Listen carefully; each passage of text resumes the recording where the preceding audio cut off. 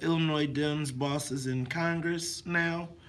Michelle Obama comes to United Center Tuesday. Minister Farrakhan tells Trump, "Don't pull it um, on the Middle East." Social media question of the day: now that we know legalization of marijuana is coming, how will it impact the black community? Will it be more bulletproof corner stores, or will it be like Benny's coming to a neighborhood? A Benny's? Either a Benny's, or will we get more corner stores bulletproof? 7 o'clock. You know, the odds of you getting stores, period. I get you. So even that. Yeah. Illinois Democrats take power in the House. I think this is 7. Yeah, 7 o'clock. I think it's a great example of the power play. How we look for human relations and social services. Mike Quigley, who's been there way less than Danny and Bobby, is now about to become a cardinal, one of the highest ranking members, right? Like in appropriation. So it'll be an example. We'll do that from 7 to 7:30. Target closing on the south side.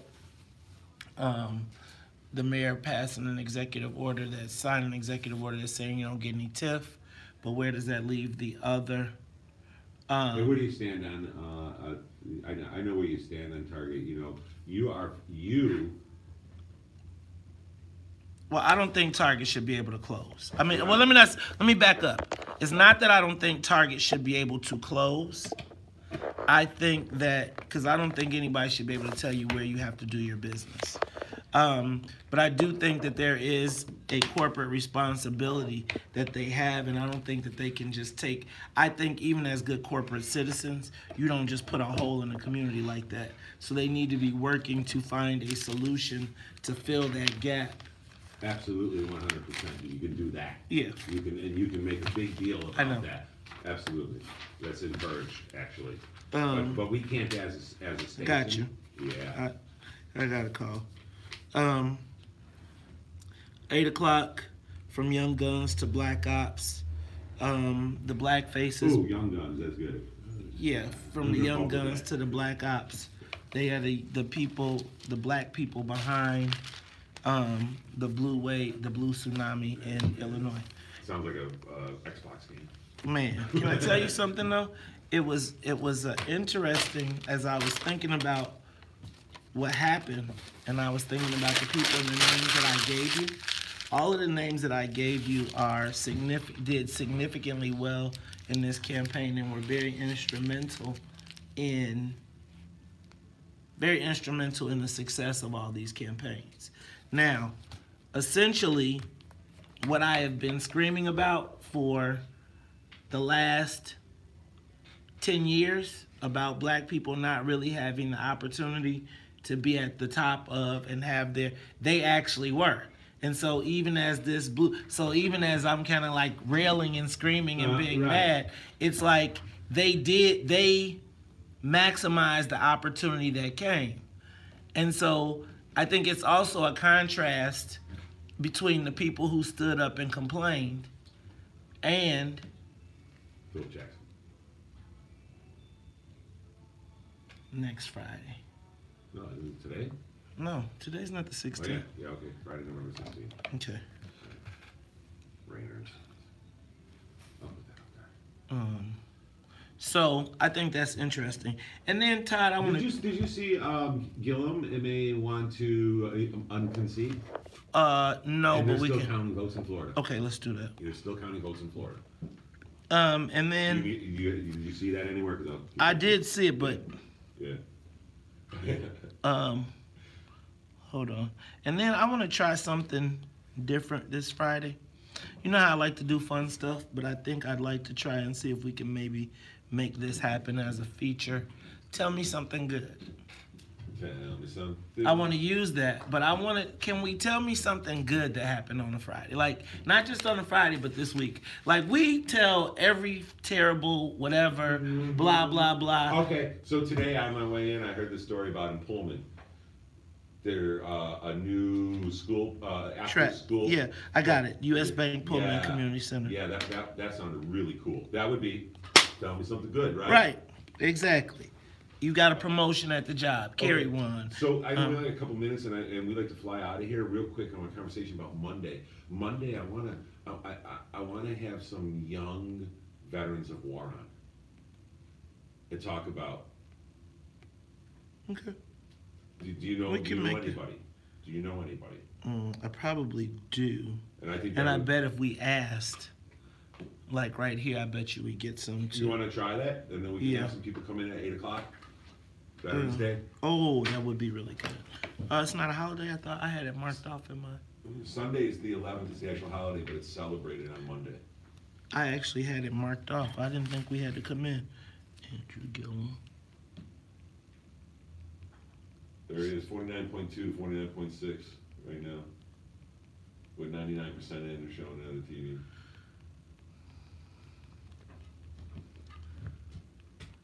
So you can have them. You can throw my email out there, todd@wvon.com. Okay. All right. I'll talk about it on here too. Yeah. All right. You know what I need? I need a Android charger. I got like one. a little zip. Yeah, like I got one. some kind of way. And we lost the cord, so I need something that'll let me get it up here. All right. What up, Todd? What's up, Todd? How you doing? Nah, man, every day's a blessing. Yes, it is.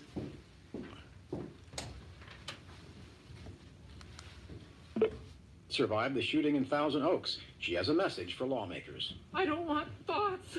I want...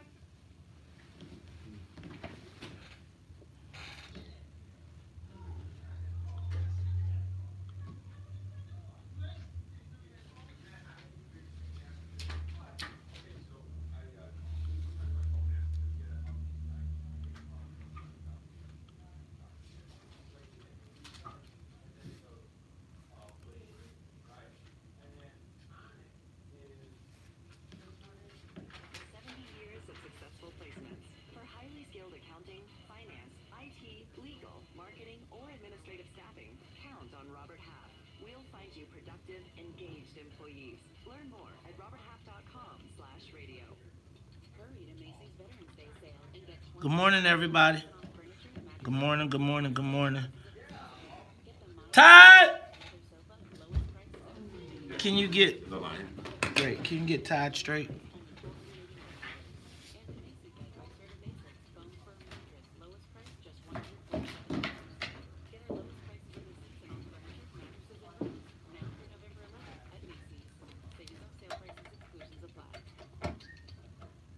Google is promising to be more forceful and more transparent about how it handles sexual misconduct cases. Business reporter Tom Busby tells us this comes after worldwide protests against it. Todd, The search giant promising there's a little bit of hummingies, overhaul how it handles and promising to be more open about employees who are accused of sexual misconduct and little people bit of who hum. are accusing. It'll no longer force workers who make those assault claims to go right into private arbitration. They can get options. This way employees can take their claims to court.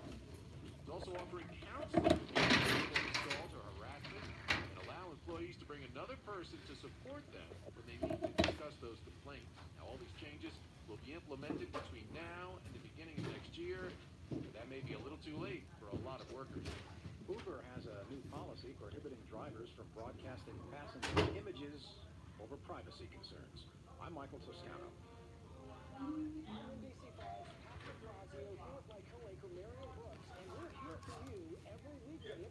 Whether you're running around town, tackling the daily grind, or taking care of business at home, we're all weekday warriors. That's why every afternoon we're here to get you through your day. With the best weather tools to keep your family prepared and safe and on schedule. Plus, the latest news that matters to you, so you're always in the loop. Hey, Mr. Mays? Yes. There's two ways we can go with Monday. We can ask for all, types of veterans who want to come and talk, but I really would like to talk to, guys who have been going to Iraq and Afghanistan That's what I the want. past, 10 years. That's what I want. Right? I want Okay. people that are like, Cool, just makes everyone on the same page. Laws that unjustly imprison nonviolent offenders. The rich get richer, and the everyday people suffer. It's time for a change. With your help, I'm here to do it. I'm asking for your support. as I run for mayor for the city of Chicago. He asking for your support already. All right, y'all. Take a moment. Share the broadcast. Share the broadcast. Share the broadcast.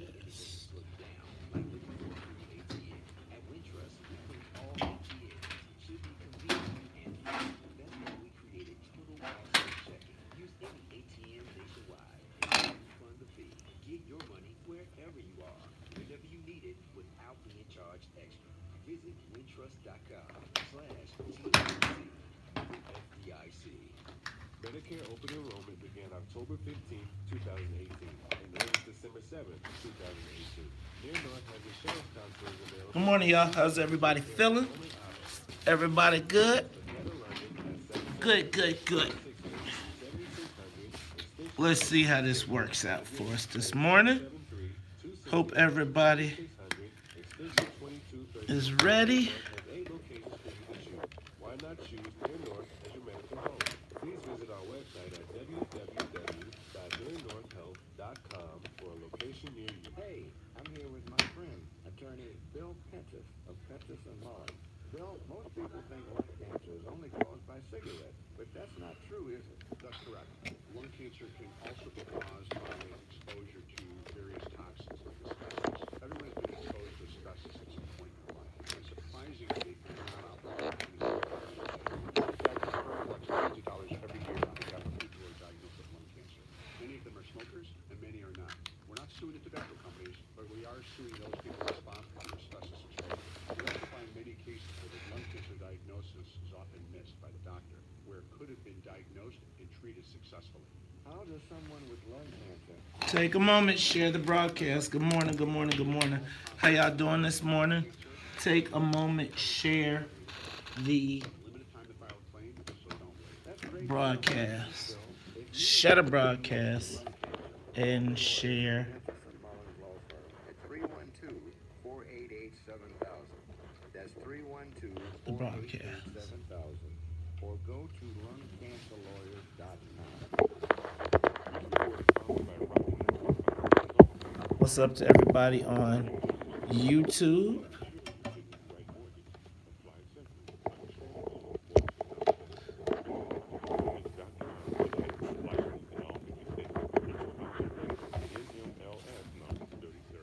WVON traffic and weather now.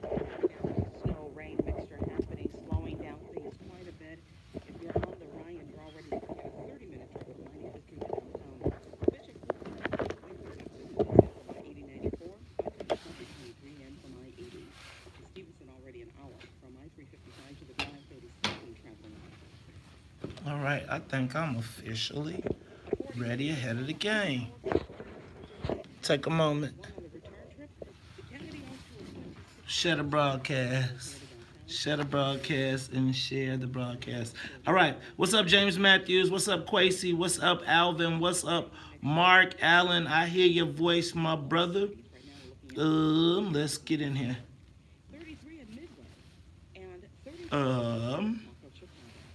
What's up, Antonio? What up, Tiger? What up, Carol? Zwiazek? Did I get that right? Zwiazek? This is my favorite part. WVON, Midway Broadcasting Corporation, or our participating sponsors. What up, Nanette? Live from the Xfinity Studios at WVON. I need an Android cord to plug in my speaker, not anything on the camera. What up, Jeremiah? What up, Ian? Rise and shine.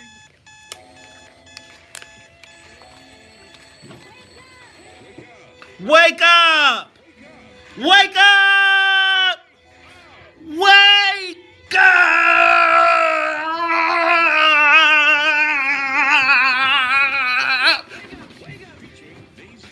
Do you understand the words that are coming out of my mouth? Go!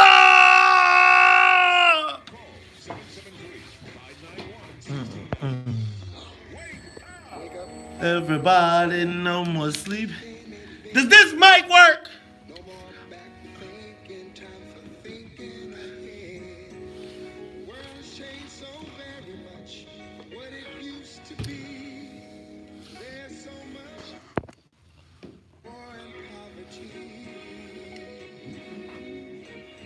Whoa, whoa. Oh, ho, ho. Wake up all the... Yes! Maybe then they'll listen to what you have to say. They're the ones who's coming up, and the world is in their hands. When you teach the children, teach them the very best you can. Come on, y'all. It's Friday.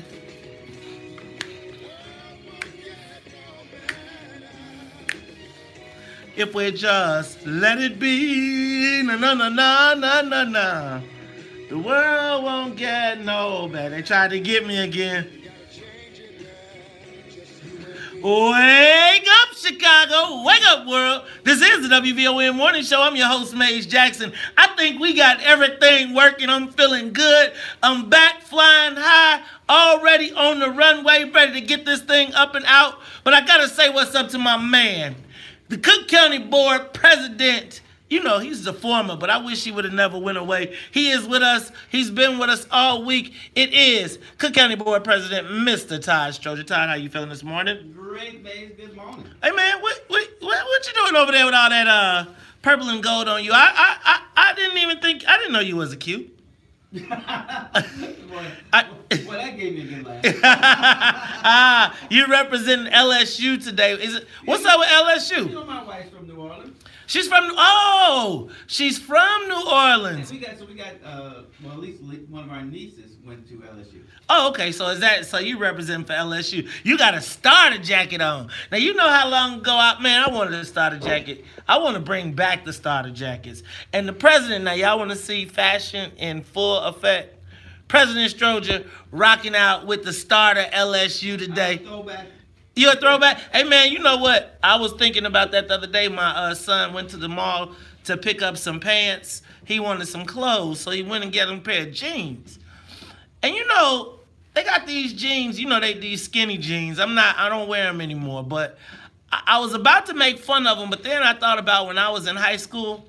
We used to sew our jeans, the legs of our jeans so tight, we couldn't even get our foot through them, and we would have to bust the seam to try and get the foot through. And the closer they were to your calves and the tighter they were, you thought you was doing it. And you know, we make fun of these kids now, but we kind of did. It comes back around. Except we kept our pants on our tails. Yeah, that was a must. Do you know my mom would have beat the dog snot out of me if I would have came around here with some sagging, even though I do think that Snoop really popularized that. And I think he made it a world, I'm going to say he just did it. Prison probably popularized it, which is not a good thing. Look, where did I go with this? How did I even get here? Use rubber bands. You used to use rubber bands. Remember when you used to fold them over? And then when you couldn't sew them up tight enough quick, you would fold them over and roll them up. And then that would keep them tight around. Man, please. All right, you know what? Let's get this thing cracking. Got to say what's up to the WVON Morning Show team. What's up to Annette Flournoy in the newsroom? Annette, how you feeling this morning? I'm feeling great. And then when you guys would pop that collar, you put on that members-only jacket. Oh, and the members-only. You know what? I never really got a members-only jacket. I had a remember-only jacket because my mom was like, "Boy, you want a $60 jacket?" Do you know what $60 was in 1980? My mom got me one from Marshalls. She got you? You had Marshalls back then? We had Zare and TJ Maxx. Oh, we had Zare too. Remember, we're a big city. Oh, you're a big city. I was in Bolingbrook. Venture. I went there. I would always get. You know what I would always get? The Venture version of it, or the Kmart version. You know how they the fresh ones would come out and all the cool kids would have the one with the real name brand. Yeah. And then, you had to wait about 6 months and then Kmart might knock it off. Right. Ember only, remember only, would be all these other, and then it'd be like a different name, and then people would be name checking. You'd be like, this the new style. Grocery store sneakers, did you? You know what? I had the Converse. You know what I didn't have there? I had the Kmart sneakers, the Kmart Velcros. You know where they had your shoes connected with that little with the little white piece of plastic, and you try and slide your foot in one of them, but you couldn't take it apart because the other one would break off? You sound like you were going to the store with the Fresh Prince. You know what? Can I tell you what? Let me tell you what. My parents said, boy, you go to school for one reason, to go to school. So let me tell you how they did your boy. And this is why I started working as soon as I could get a work permit, I got a work permit. Freshman year in high school, I went to school. I had 3 pair of pants and 5 shirts. And I would rotate the shirts. And it got so bad that people would be like, man, you got your Monday shirt on with your Wednesday pants. What's going on? But you know what? In Catholic school, I would have loved to be in Catholic school at that point, because at least everybody was the same, though. Like, when you could, man, do you know what it's like? You got your 3 pair of pants, you got for the girls, we got our jumpers or 3 skirts, you got 5 shirts. No, see, at my school, people was rocking Generas, and they had all these, everybody was at Chess King, man. They got all the clothes from Chess King. And I would be like, dang. And you know, I would come, my clothes came from Zare and Venture. And you knew the Zare and the Venture kids, right? And let me tell you, you ever had a pair of Pro Wings? They look great the first day. The first day when you go, boy, to the gym, they be fresh. You played 2 games of basketball and you was running in yours. You might as well be Fran Flintstone. Because them say you run the soles off them. Man, I didn't even see a pair of Nikes. I didn't see a pair of Nikes. I don't think I saw a pair of Nikes on my feet till I was maybe a sophomore, junior. Because even then when I got my check, my mama wouldn't let me spend my money. You're not spending no money, no $100 on no gym shoes. I would be like, can I spend $50? Man, please. Look, it's the WVON Morning Show. Ty, where did this go? I thought we were supposed to get the soul plane off the ground. Sonya, hold on. I gotta say, let me do this. Let's move from Annette. Gotta say what's up to Miss Sonya Escobar. She is the musical conductor of the soul plane. Sonya, how you feeling this morning? Good morning, guys. Good morning. It is snowing outside. Let me tell y'all what. My favorite time. You know what? It's not the good snow though. It's like the sloppy snow. Well, look, if you are in the bed and you have not looked out the window, it's snowing.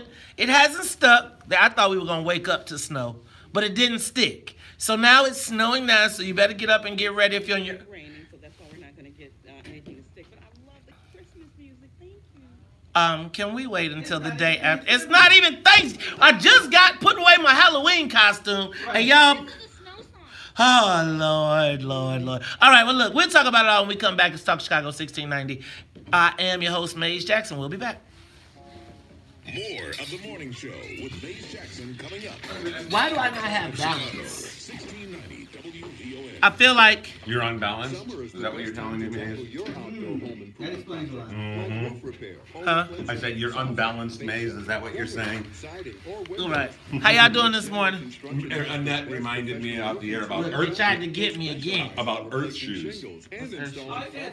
Yeah, Earth shoes. Earth shoes. Well, saddle shoes for the girls for people older than me, my sister's age. I used to love those black and white shoes. Those are saddle shoes. Okay. A+ rating with the Better Business Bureau. Call Pyramid now at 773-804-9999.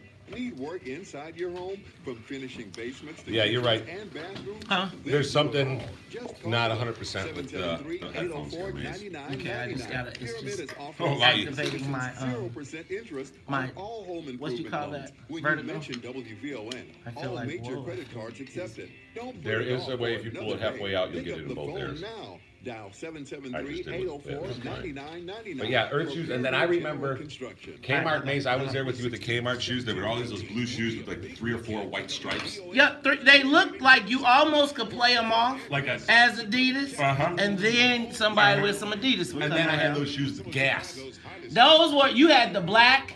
You had the black ones Because because you were a burnout. No, because I had to wear. So remember I was telling you about those gas shoes yesterday in the car? I had to wear the black shoes because I was in grade school and we're in the uniforms, so I can get the black shoes. But it was funny, you would walk because I'm funny because I would say ass in the snow. I'm telling you, and you got them from Kenny. Chicago's first lady of spoken word, Maggie Brown. Remember I talked about that yesterday in the car time. Yes, you said that was the burnout. I said those are the burnout shoes. Could you do me a favor? What's that? Could you do this too? Could you type? I'll work with this one. Hey, whose are you doing? Somebody? I was just trying to see what it sounded like. That. Oh. That's all. You need tools. 30 break, okay? Can you just? I gotta look at the tools. Okay. That's what I need right there. All right, y'all, take a moment, share the broadcast. We're gonna have fun. All right, so y'all, I'm doing a different feature today. It's called "Tell Me Something Good." So at 8:30, can you give us a testimony? Can we get people to call in and give us a testimony? You know, I was thinking about everything that we always talk about, all the bad stuff that happened. But can we talk about some of the good things? Like, can we have like you know how you used to have to go to church and the pastor wouldn't even let y'all start the service until somebody had some testimonies? Could we close the show with some positive testimonies, right? It's a lot. Hey, and I'm going to tell y'all what, we also have a great show today. We're going to be talking to Omari Prince and Christian Mitchell. I had a real interesting awakening the other day after just sitting down. You know, I have these epiphanies. But some very key figures in the blue Democratic wave in Illinois was driven by black people in some pretty significant positions. And while I'm not the biggest Madigan fan or fan of the party, what I do think, or what I did see in this election cycle, is young black people actually getting the opportunity to display their wares. So we're going to give a couple of them the opportunity to talk about it today. We're going to talk to Christian Mitchell, who, while he is a state rep, also is the new executive director of the Democratic Party of Illinois. They had a monstrous night, reclaimed the supermajority. Christian was the quarterback for that. Now, it did require him to work hand-in-hand with the speaker, but he is in a position of power, in a position that just 10 years ago would have been unheard of. Also, we'll talk to Omari Prince. Omari is a young black political operative that was in high demand and was left a high-paying job to go work on the Lauren Underwood campaign, which I didn't really think was going to be successful. We'll talk about it. Oh, you want to get funky this morning? So you trying to be funk? You want to get some funk? You don't want no funk in your life. Leave this on for it. Leave this song on for it. Leave this song on for it. I'm feeling good this morning.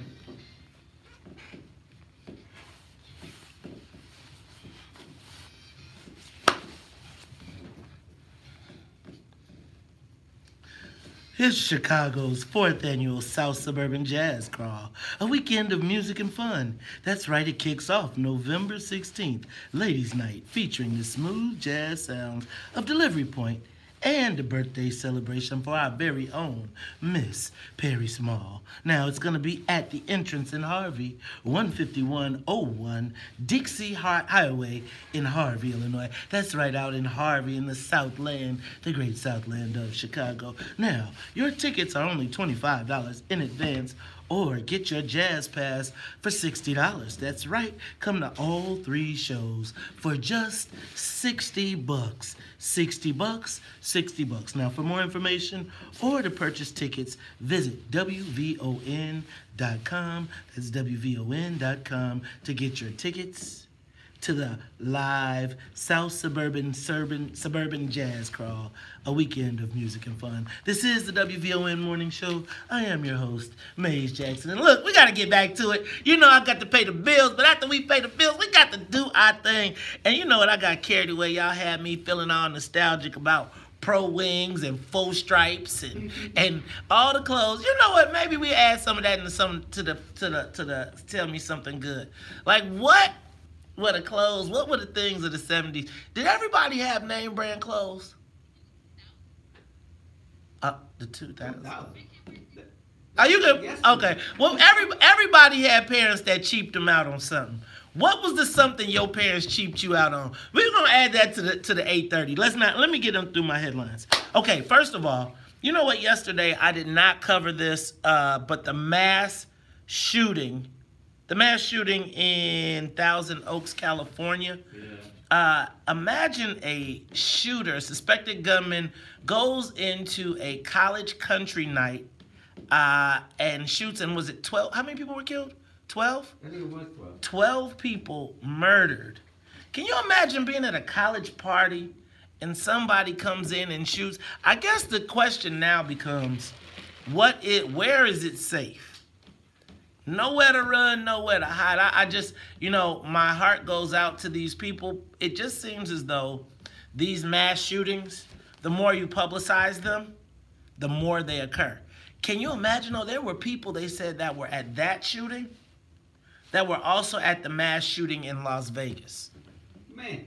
Could you, if that ain't enough to make you stay off of country music, I don't know what is. Yeah. Man, let me tell you though, because I'm going to tell you, if I was at the Vegas shooting, there's probably nothing you could do to get me to go to another concert. But you got to remember, these are young people, really young people. Right, you're right. They don't really. And I'm not saying that in a bad way. I'm saying, I guess that's the whole point. You can't let fear win. That's what Sonia says. You're right. Okay. Want to let everybody know that we will be all next week sharing the arrangements for Chicago, one of Chicago's great losses, particularly in the black community, Philip Jackson. His funeral will be next, his services will be next weekend. So stay tuned in. We will get you all of the information and details. It will be at AA Rayner and the Sons. Did you see this? Hey man, when white boys steal, they don't play. They go hard. Did you see this story about the Washington Federal Bank in Bridgeport? Yeah. Todd, how do you steal $82.6 million? Man, that's a lot of money. I mean, I'm just saying. You can't just have that under your mattress. I mean, you could, but you wouldn't sleep well. $82.6 million. Like, at what point is enough enough? Right? Like, 82.6. Now, let me just tell you.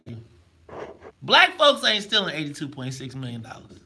You know the brother going to jail for $2,500. He going for $2,500 and some home and a trade dime bag. We just talked about that in politics. Guys go to jail for $5,000. Right, like the black dude will go to jail for $5,000. If I'm going to jail for some, look, I'm taking the whole cake, the whole thing. If I'm going, I want it all. You at $5,000. Can you imagine having to sit in a federal penitentiary for $5,000? Yes. No, I can't. Oh, I was about to say, Todd. No. Don't. I really meant to say it's like the guy who defrauded all those investors for like $100 million, and he makes like $100 million, and they find him like $30 million. Right. Yeah. Oh my God, these white guys. You know what though? You know what? There's something to learn there, and I'm gonna point it out about financial and stuff. Cause white folks go for the big money. Black folks always go for the low hanging fruit. I need a down payment. I need a down payment on my Navigator. They be like, I need a down payment on my next 10 generations. Yeah. $82.6 million, and you know that. When you steal $82.6 million, you know somebody's getting caught. But you say that is a price of doing business if you know your kids and kids, because you know they're going to get $40 million of it back. Yeah. The other rest of it, some kid somewhere is, thank you, Dad. Here's my trust fund. And you know you're not going to Marion, so. Right. Or stay good. Right. All right, so how about, did you see, speaking of banks, shout out to Eva Brown. Shout out to U.S. Bank. Did you see? And shout out to Alderman Anthony Beal on the opening of the U.S. Bank Community Center. That was pretty huge. That is huge. Shout out to them for doing their part. Minister Farrakhan told President Trump, don't pull it. do not get started with these Middle Easterns. Do not start a war, because you will be writing a check. Your mouth will be writing a check that your ass cannot cash. Now, I improvised that statement, but basically he said y'all better cool out. Right. Speaking of the minister, I got a text the other day that said that the minister is planning on coming to the show when he gets back in the country. So now, Abnar, I'm holding you to that. It's on the radio. Everybody, I'm going to show him the text. We looking for the minister. Respectfully. We don't want no problems. I don't want no problems. Look, when we come back, it's time for the social media question of the day. Legalized marijuana is coming to Illinois. It's J.B. Pritzker's already said it. I talked to some friends. They said that we should expect it January 1st, 2020. So knowing that it's coming, not do you like it or not, but know that it's coming, ready or not, how will legal marijuana, recreational marijuana, impact the black community? Let's talk about it. Will it be like opening another chain of Arab bulletproof stores? Or will it be like getting a Benny's coming to your neighborhood? We're going to talk about it when we come back to Talk Chicago 1690.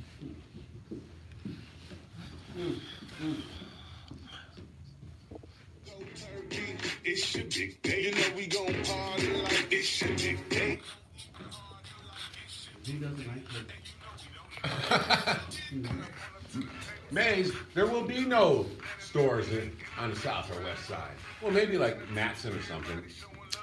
Not in the city. Could you imagine? It'll be like riverboats? Huh? It'll be like riverboats, nothing in the city? I think that, let me tell you what will happen.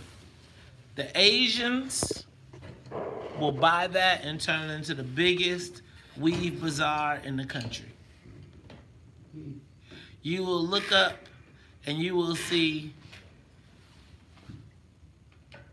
Remy. It will have big pictures of Remy in the windows. Again, I'm telling y'all, I really think that the way to deal with this is... Wait, basically you're saying it's going to be a big corner store. Yeah. I'm saying that somebody... But like those stores that were up on Broadway when I was a kid, you know, the head shops. Right. Yeah. There'll be little places like that. Like in California, like that. Like... Think about, have you ever been on Madison and Pulaski? Yeah. Have you ever seen that mall? Yeah, oh yeah. That is what that will turn into. What the Asians will do is go buy it and then sell you a space in it. I don't know, that might be too tight now. Ooh. Nope, I'm gonna take it. I'll take that. Yeah, but it's made to not make noise when you move it, so let's see how that works. This part. So, I could see very easily I could very easily sing, because again, you're really going to make this side of town desolate and desperate, right? So the next closest store is that, and these people over here ain't going to that Jewel. That Jewel is off the chain. Is the stores like what you're talking about? You ever go on like on Cermak? I think it's near Damon, and there's a big wide open space. When you think of it, it's like a flea market, but it's that's what I'm telling you. That's what that. If you are not careful and you let the Asians get it, and they'll pimp it, because it's like you got Chatham, but you got all of the other people that are here. It's like a 100 stores in an open space, and it's the same people every day, and that's where people go to shop. Exactly. That's what's Madison. That's Madison and Pulaski. That's the basement of Madison and Pulaski. It used to be a Woolworths. They chopped it up all in the spaces, and then in the basement, you go down there, and it's like a bunch of, and they put up these little frame walls, right? Like, and it's like 2x4s. Like a high-end swap and shop. Yep, and it ain't even high-end. And it just, man, I'm just telling you. But not that, there's nothing wrong with swap and shop or swap-o-rama. No. That sounds like when I went to Turkey, there was like a bazaar. That's exactly right. It was a bazaar. Yeah. And how bizarre, how bizarre. It's like a market, right? And it's like you pick socks, you can pick, and they got all the bootleg stuff. So like all the knockoff stuff. All the knockoff stuff that you could get, they got it all there. So like when you see, like yeah. Then they'll have tattoo shops, and Chatham will officially be versions of your lion there. Yes, yes. Velvet version. Right. Yeah. I mean, think about this. Think about that store that's on 87th and King Drive. Think about that store that's on 87th and King Drive that was the churches. Yeah. That they bought, and as outraged as the community is, y'all can't stop it.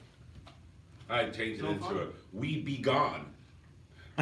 now, so imagine that. Are we back? No, we're not. But like the South Side, as they keep evacuating retail, like think of once Target pulls out of there, that whole thing drops. Nike will be next, right? And I wouldn't be surprised if one of the hardware stores goes over there too. Home Depot or Lowe's. Lowe's have been closing stores recently. I wouldn't be surprised they went over there, but I don't think so. They're not going there because Lowe's is already on 83rd. Well, that's what I'm talking. They want to, yeah. And Home Depot is on 87. Just that general location over there. So now, again, and if you were trying to clear these neighborhoods out, right? And if you're like, say you're Chinese, because they got plans for the South Side. You know they already are buying over in the Obama area, etc. They're looking for places. We were talking about there's not a place. So you start grabbing up real estate. You start grabbing that and you drive it down. You drive it down on purpose. You bring that whole area, or they stick a China buffet in that. Or better yet, a 3-month lease around Halloween for a Halloween store. Yep. And then you get all the temporary, but the goal would be, if it was me and I was trying to do you, right? Because if you can bust Chatham all the way down, right? And then that permeates Pill Hill, right? Because then when it's going to bring the element, and as it continues to go down, right? So now I'm going to put a nail shop, I'm going to put all the stuff in there that we know y'all will buy. Mm-hmm. Right? That will bring the riffraff. Right, it'll attract a certain. And it'll attract, and then you only got prey over here right now. Because with these seniors, they're just prey. Right. They ain't pushing back. They like, man, they just gonna stay in their house. And then and so at the same time, then you're gonna get a part of this is also the prey is getting older. So, like I said, my neighbors are all 80 and above. Right. So they're not going to be here in the next 10 to 15 years. And so in the next 10 to 15 years, if I take all the retail and I take everything from I start stripping it all, right? I'm clearing out your business strips right now because we need to make way for our own business to come there, right? And that's not a 2-year process. And then you complain about the store, so you want it gone now. You're depressing. Huh? You're too depressing on Friday. I mean, it's like, if I wanted to, it's just easy to destroy a community, and I see it happening. When you got money. Me too. No. Whoa.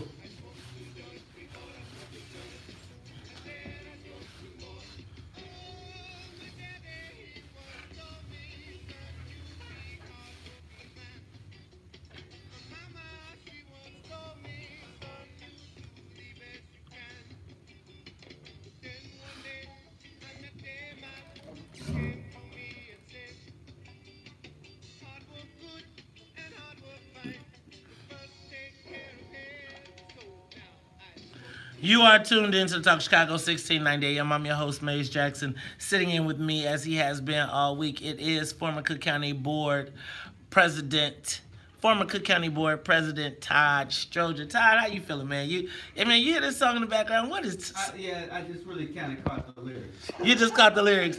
Now, what you know about?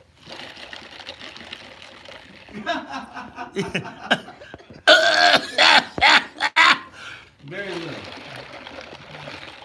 You don't know about that sound? No, I barely drink.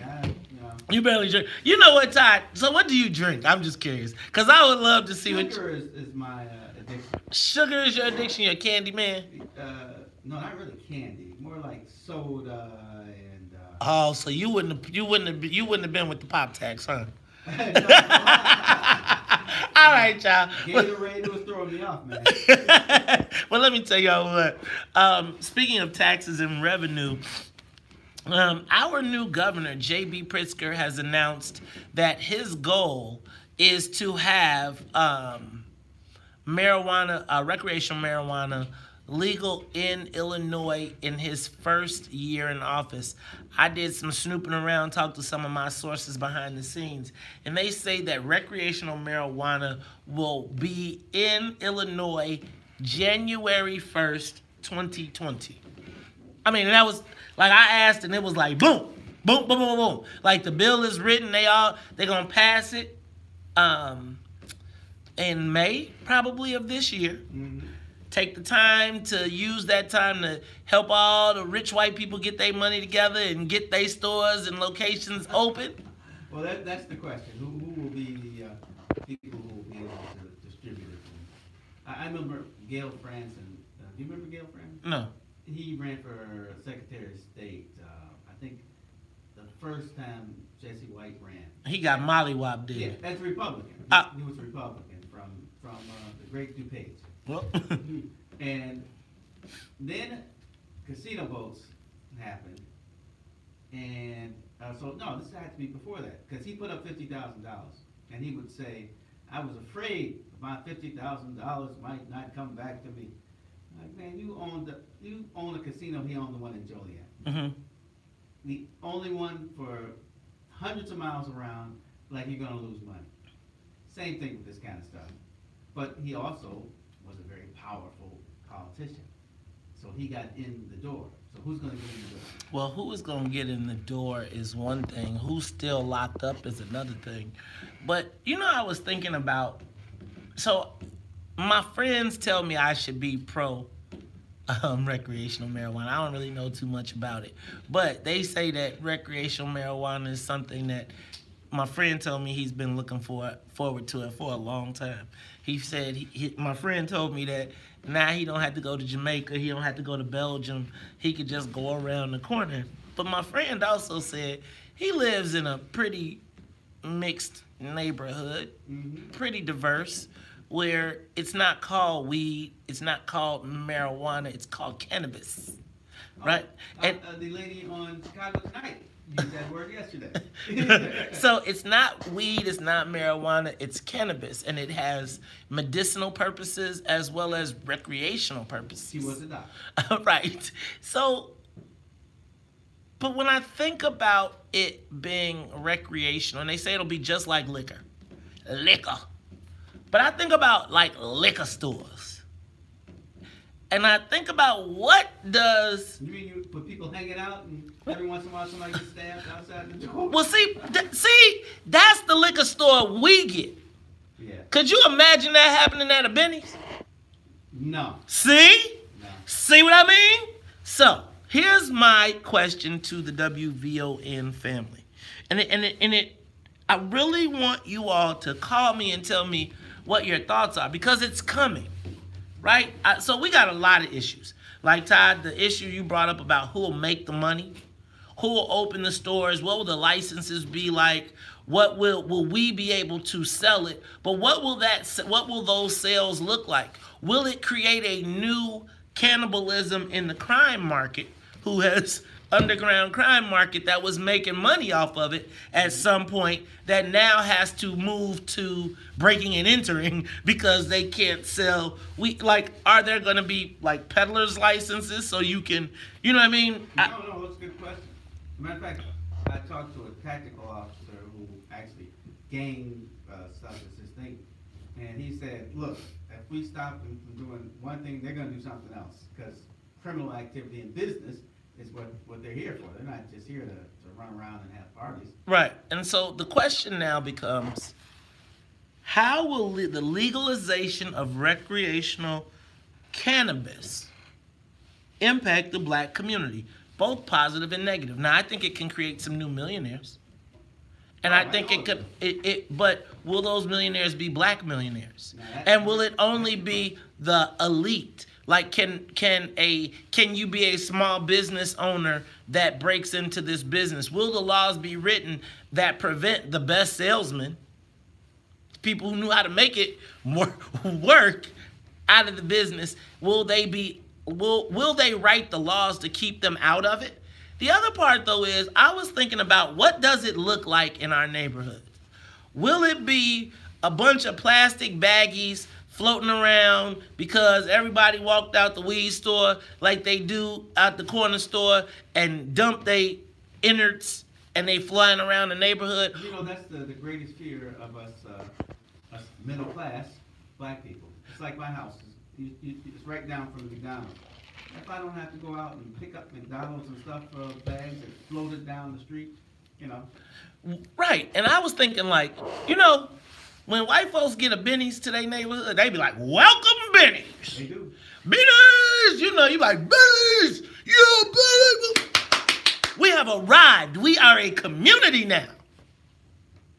But when we get a liquor store open up in our neighborhood, it'd be like, put up the bullets. Put up the bulletproof. It'd be like, hello, welcome to our store. And then, let me stop. But then you come in the store, it smell like incense, right? They got not right next to the recreational will be the blunts. And then there will be like, you can buy you a juice and a pop in the back and it's all going to be high priced. What does this look like in our community? And are we prepared? Because here's the thing. In a neighborhood like this, they'll block the black business from coming, right? And the black people that may tend to it, because we got all these negative opinions in our head, and the black people will walk away. And let me tell you who do, the Asians, the Arabs, the Chinese, because the white folks going to go take all the north side stores, all the real high profile. You're going to walk in, it's going to be glass, and you know it's going to be shiny and displayed. We gonna have, and then you gonna go here, and everything gonna be behind the glass. They gonna buzz you in outside, and you gotta stand through and spin it through the window. What does this look like in the black community, and how do we make sure we maximize it? Hey, it's the Talk of Chicago, 1690 AM. I'm your host, Maze Jackson. Sitting in with me is Cook County Board President, Mr. Todd Stroger. When we come back, we'll take your call, 773-591-1690.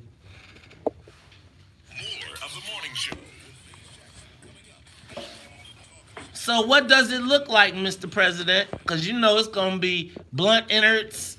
Man, that's a good question. I hadn't thought about that part. But I know the residents have, because whenever anything pops up new, their fear is people walking through the neighborhood and just kind of trashing it. And so, look at this, like, again, they're going to happen, though. And here's what happens. The black person that's on the team is responsive to black people. So, like, if a black dude show up and yell and scream and whatever, the alderman or whoever will be like, man, I can't do it. Mm-hmm. Habib is going to show up. He going to say, I got $50,000 to put, and I'm going to open it because I have the zoning to do it and I don't care. The black person cares. Right, I don't care. I don't care. If the law say I can do, I'm going to do. Right?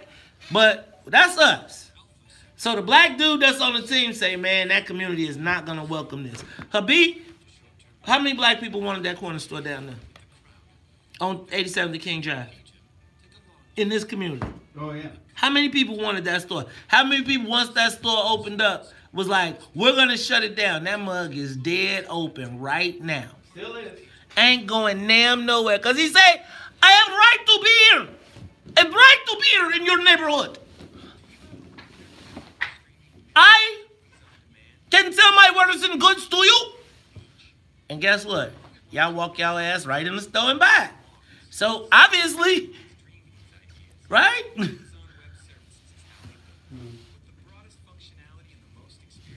don't know.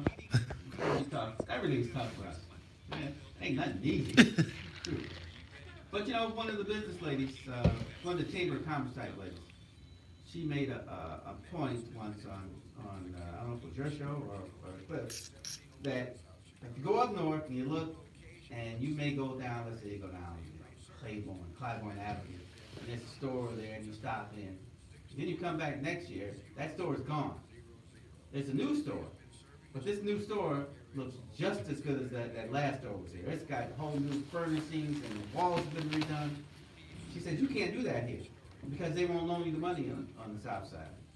So you may want to replace a store, but they're not going to let you get enough money to buy new furniture and have the fixtures. And the fixtures, right. So it's just the same old way. We're always a little shortchanged. And the guys who are starting those stores on the north side, man, those are young people. Man, the people, the young kids, man, can I tell you, the people that are controlling the medical marijuana industry in Chicago, right, in Illinois, they are like freaking all under 50, all of them. And they went to their daddies and was like, Dad, this is about to be the next big thing. Man, one of the companies sold their interest in one of the biggest liquor companies in the world for $17.9 billion to get into this business because they said it was Prohibition 2.0, that it would secure them forever. Hey, and just in reference, in case you didn't know, I think it's line 1, Michigan law, workplaces can still require drug-free and do drug testing, etc. Okay.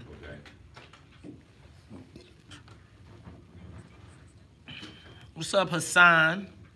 What up, Sly? What up, Lente? Lente, why you be so hard on a brother? You know, sometimes I'm sensitive.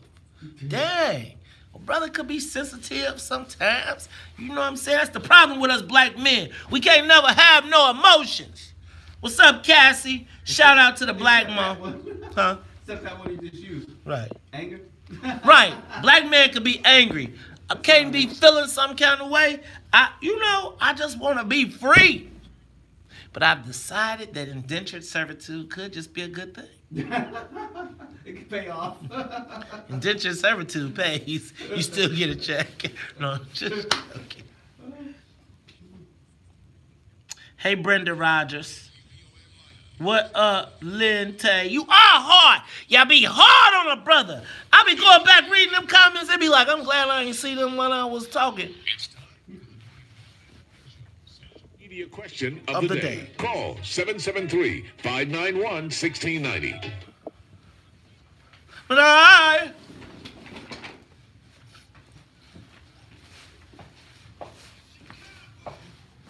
meet me at the bottom of the yappa yappa die. Yippee yappa yappa die. In the rock.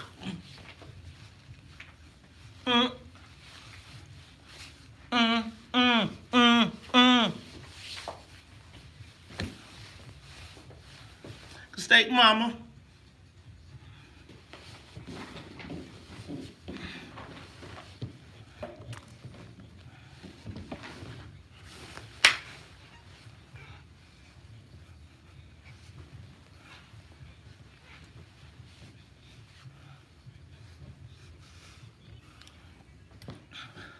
You are tuned in to the Talk of Chicago 1690 AM. I'm your host, Mace Jackson. Sitting in with me is former Cook County Board President Todd Stroger. Todd, how you doing over there, man? Man, I'm doing well. All right, well, look, we asking this question. How will the legalization of recreational marijuana impact the black community? Like you know, I think when the white folks have a new opening of a Benny's, they like, whoa! We have arrived, my brother. Man, when we get a new, what I don't even know what to call them, Habib's bulletproof liquor store where everything is available behind the glass.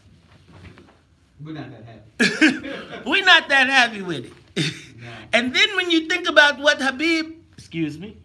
when you think about what happens at those stores in our neighborhoods, they're usually dens of iniquity. Somebody is having an issue around ours. But have you ever seen any of the weed stores up north? The cannabis stores up north? No. They are so nice. Like, they are like these bright, shining castles. They're gleaming. And you're like, is that a church? And then you find out that it is a store that sells cannabis. How will recreational marijuana impact the black community? Let's go to the phone lines. Ronnie, you're on the Talk of Chicago.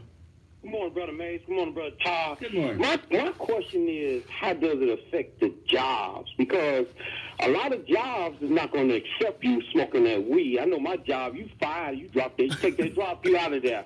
And I recall when Colorado first made it legal with recreation, and the NFL the Broncos was talking about, oh man, y'all can smoke weed. They talked to Goodell. Goodell was like, hey, NFL player fell a drop, we suspending them. We not feeling none of that. So how does it affect the job? Is the state going to loosen up, whereas you still work for the state and have prescription marijuana, you can drive a state car? Is the city going to loosen up, whereas you can Dang, Ronnie. Sanitation? Why you so deep, Ronnie?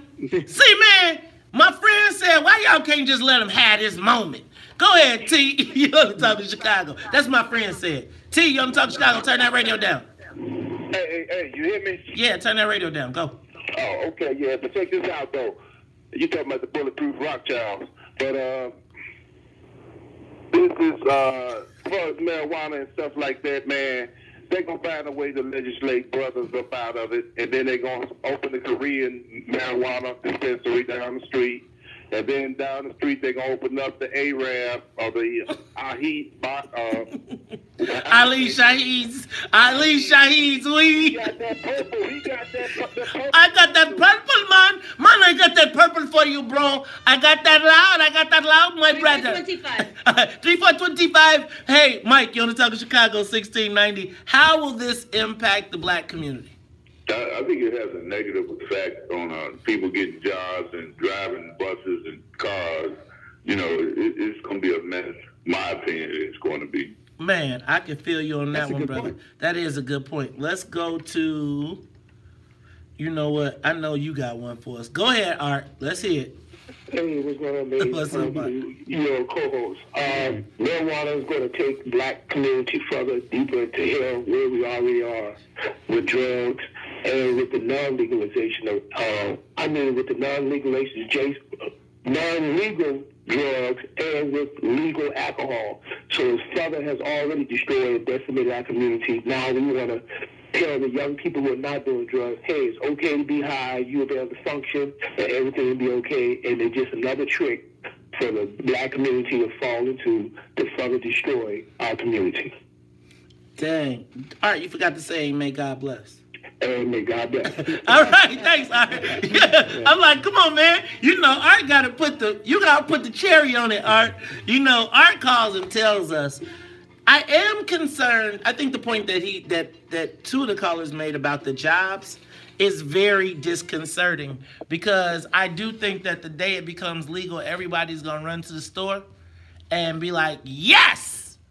And then after they run to the store, when they run to the store, the next day, you go, what is it? The New Year's Eve, New Year's Day, everybody gonna be toking and smoking. The day you go back to work, they gonna be waiting at the door with cups. And all the people that they don't like are gonna be tricked. But let me tell you, if they do, this is gonna be an even better deal. Right? Because now, Todd, I know you don't know about this, and I really don't know about this, but my friend had told me that if in the case they do legalize recreational, you might want to jumpstart your morning with McDonald's 2-for-4 breakfast sandwiches. New to the lineup is the Bacon, Egg, and Cheese McGriddle. Now they got thick cut smoked bacon, fluffy eggs, and melty cheese snuggled between two warm sweet maple flavored griddle cakes. The perfect balance of sweet and savory. Now, let me just tell you. That's a good way to get rid of the monkeys? Munchies. My friend told me that it's the perfect cure for the munchies. Now you can also try an egg McMuffin or a sausage McMuffin with egg, each made with fresh cracked eggs, real butter, and freshly toasted English muffins. So grab a friend or a coworker. Now because you're not supposed to be in the room passing. You can't take let me stop. Because if you grab your friend and your coworker, because these deliciously fresh breakfast sandwiches are 2 for $4, only at McDonald's. Now, Todd, I'm going to let you know that these McDonald's breakfast sandwiches, they are the perfect fix. If you wake and bake, like if you have ever waked and baked, 2 for $4 is your answer. Look, we'll talk about it all when we come back. It's the Talk of Chicago 1690. We'll be back. Oh. Wake and bake, what's that? Kiana Hughes, that's for you. Good God, can I tell y'all what? Y'all need to get you one of these vests because they are super hot for the winter time. Like you see me cooking right now, I'm sweating. And I don't have no sleeves. Good one. They're going to be like, and then that's why they deliver at 2 o'clock. It was like that. I mean, if you're going to pay for a live read, that's the way to do it. You know what I mean? Because, I hope they did. Pass me. Can I get 2 for $4 and pass? So anyway, did I ever show you guys the black and white logo? What's in it for the black people vest? I didn't show you that tone on tone with just a little addition. Because that's what.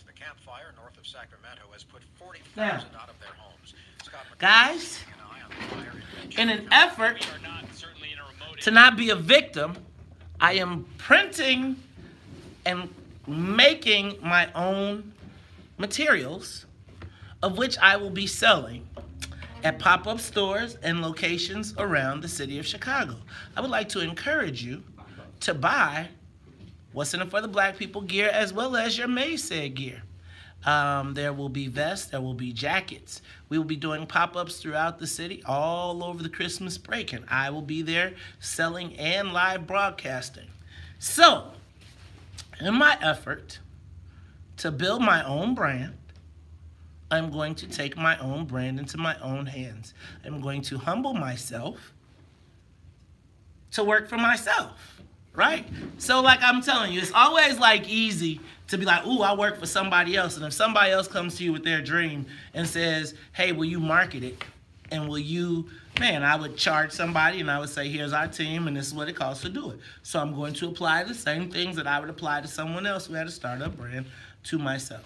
So instead of being like, man, I can't be out there, it's like, man, I enjoy being out there, right? I enjoy talking to people. I think I have some great products that people will be able to buy. I'm going to have something at every price point. So if you want something that says, what's in it for the Black People, anything from a lapel pin to all the way up to a jacket. You may want a Scully. You may want a hat. You may just want to have a pen or a pencil, even a wristband. You will be able to buy, and I'm going to encourage you to do your Christmas shopping on the What's in it for the Black People brand. So stay tuned. There'll be commercials. There'll be pop-ups. There'll be locations. I was just thinking, like, think about Chris Latt and how he does with the hoodies, right? He flies into a city, he sells $10,000 worth of hoodies, and while it doesn't seem like, you know, you'd be like, wait a minute, hold on.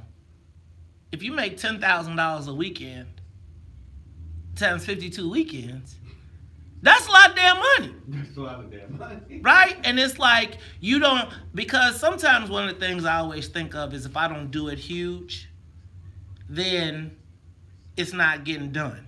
Right? Like, because I'm so used to working with big brands, but you want to grow your own brand. So my goal now is to be like, I want to go to different cities with my own, like have a weekend in the city. Have the product, like go there, talk to the radio station, have the product, have a talk. My book is coming out too. I'm doing a book on the compilation of all of my commentaries. That one will be about 150 pages. Reflections on being black in Chicago in this environment. I don't know what the title is going to be. Then I'm going to do an autobiography. So, the fact of the matter is, stay tuned, because May said the brand, What's in It for the Black People, will be all in your face. And I'm going to ask you to not talk about it, but to be about it. I'm going to ask you to participate. I'm going to ask you to buy, sell, and share. We'll always make you great designs. Right? See? Just think. You could have this wonderful vest for Christmas. And this could be What's in It for the Black People. We'll say What's in It for the Black People. It will all be. Now, this could be the logo patch in the back, or it could be the What's in It for the Black People. Or, again, if you prefer your Canada Goose style, right? Boom. Boom. You know what we're looking for, Maze? We're looking for veterans from Iraq, Afghanistan over the past 10 years to come on the show on Monday.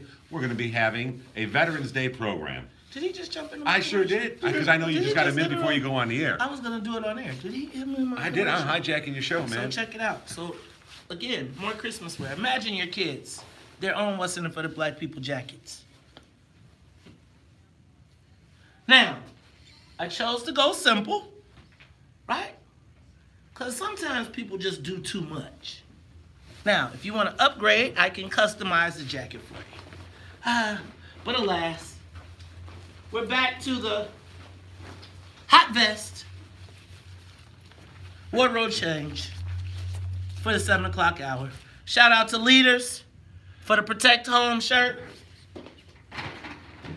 Hopefully we'll have a pop-up at Leaders too. Ty, I'll be looking forward to you outfitting your family. We got a lot of members right now. There's 4 of us. That's a lot for me. Man, so we get you, we get you. What is this called? Huh? What do you call it? The brand that you're calling it? This is the What's in It for the Black People brand. No, you said the Leaders part? Oh, this is Leaders. Leaders is a store. I was just trying to, I was thinking, on members only. We should start. Oh yeah, definitely. I'll be at the Black Mall. Black Mall got a Black Market is Black Market. Look, we can do that, Todd. That's true. Your favorite, if you want to come in and talk about it on the air, you certainly can. The flea markets, the small beats. Yeah. Man, they will be available at the Black Mall for Christmas. Online. Todd and Todd at the Swap-A-Rama. But I'm also trying to do so I gotta find high-end. I want to do I want to do stores where black people shop for Christmas. I want to do pop-ups. I'll expect that. I would like to see the day after Christmas, people happily wearing their jackets or whatever. And I want to make the design. I want to make fashionable. I want to do limited designs of fashionable, conscious clothing. I feel like when you get clothing from conscious people, sometimes it's always got to be a dashiki or something crazy. Not crazy. It's got to be African. I want it to be, you can rep and still be fly repping. Mm-hmm.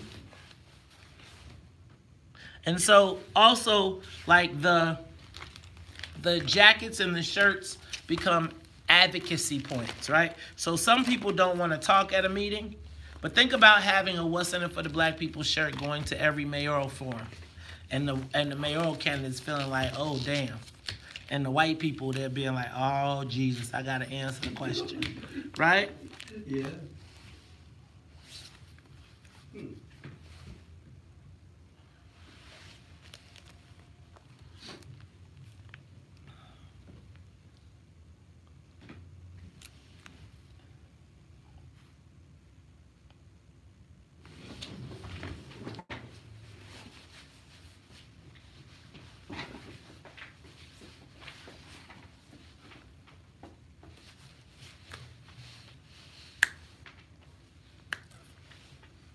California Rose. You're listening to The Morning Show with Mace Jackson on WVON.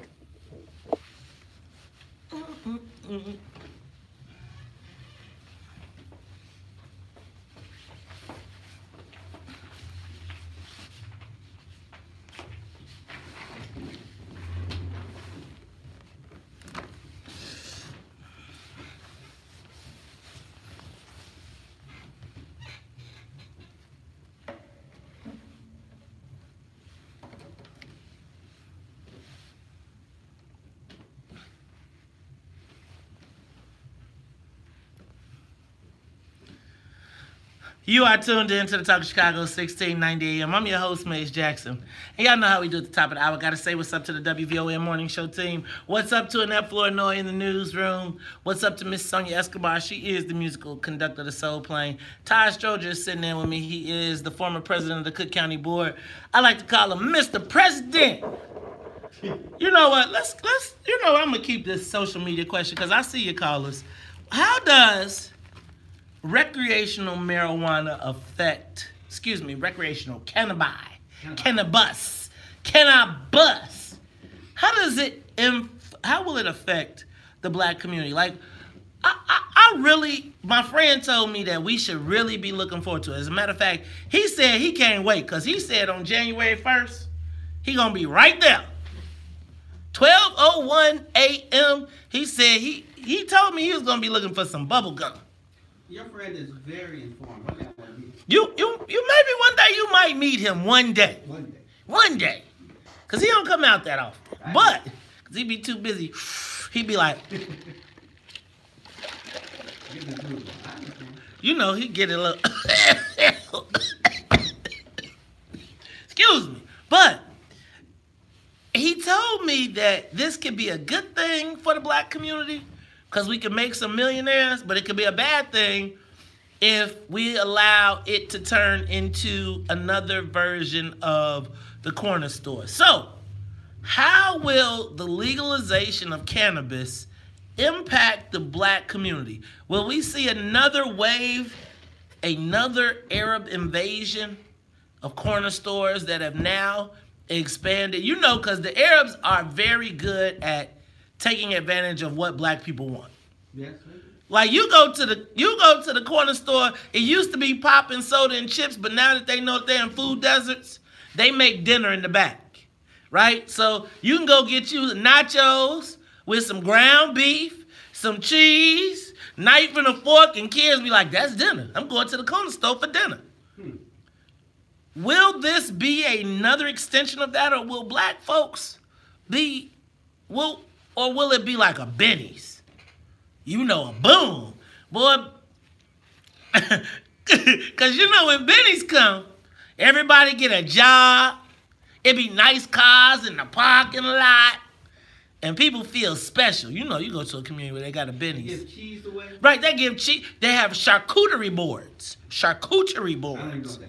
Yes, you do. Stop it. It's the board when they put the cheese and the salami and the taste. They be like, this goes great with the wine and the pairings of the, right? And like on the north side, like when you go. They do that with Canada, huh? Man, they do that. My friend told me they like these Cheetos go very well with this strand. This is what I heard. That's what I heard. Said, now, if you eat a salami sandwich with this strand, it will. Somebody even told me, my friend told me, not me. Not you.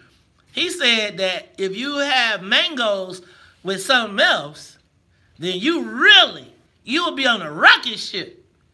And I was just saying to myself, but what does it mean for the neighborhood? Todd, you said you live down the street from a McDonald's. Yes. Man, that same McDonald's got the 2 for $4? Sure does. Ooh, I get that 2 for $4, man.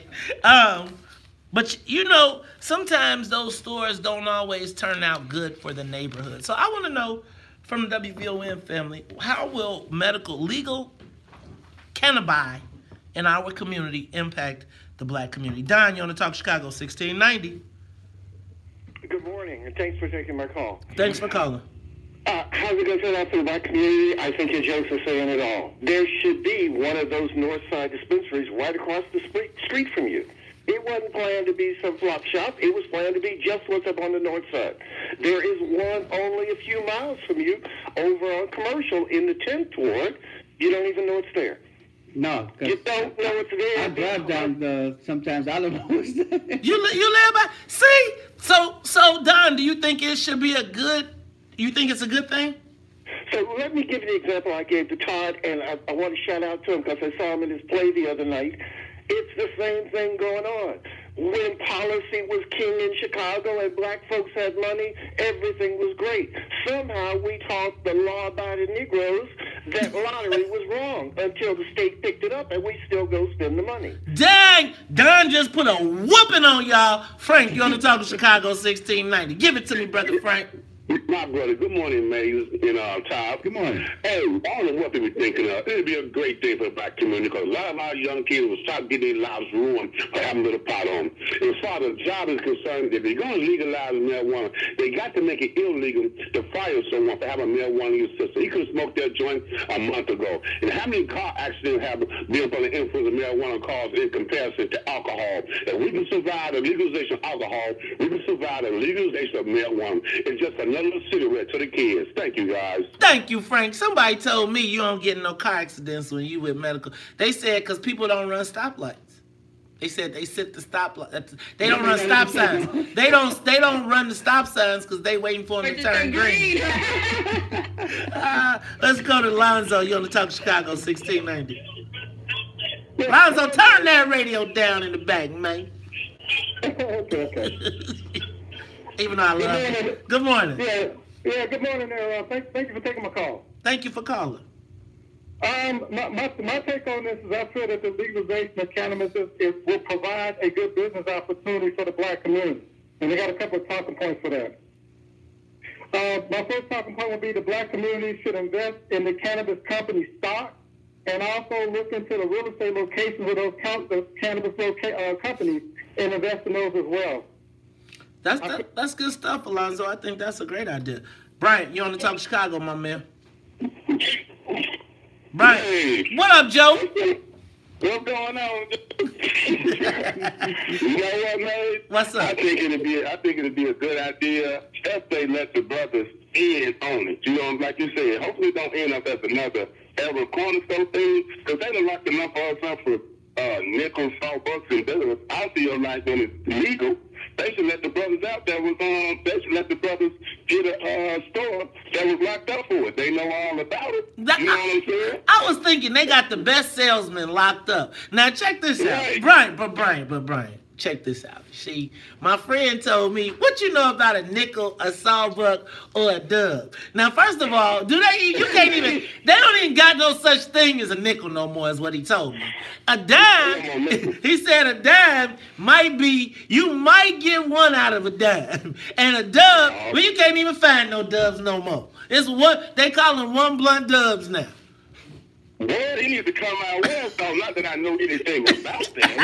He needs to come out west, boy. It's the city around here. It's the Talk of Chicago 1690. That is my favorite Bryant. I am your host, Mace Jackson, Ty Stroger. When we come back, we are going to talk about Illinois has power in Congress. But what about the black people? We'll talk about it all when we come back. More of the morning show with Mace Jackson coming up. I was left out of that. What? You was left out of what? That conversation. I've never heard of a dub. What's a dub? Did you say, what's a dub? Okay, so do you know what a nickel is? You know what a nickel is. I just figured a nickel was like $5. Okay. $5 bag. Okay, right. So you know what a sawbuck is? A $10 bag. Okay. Yeah. And so a dub. 20? Right. Oh, okay. So why are you saying that those prices are too small now? That it's higher? That it costs more? I'm not saying that. But your friend. My friend is telling you that there used to be a time. As a matter of fact, I was reading the comments yesterday, and Salim lamented about the fact that there are no more nickel bags. So my friend tells me that a nickel bag, so no, you can't buy, because my friend tells me that there used to be regular weed and like dro, or the new advanced weed, right? This new scientific weed.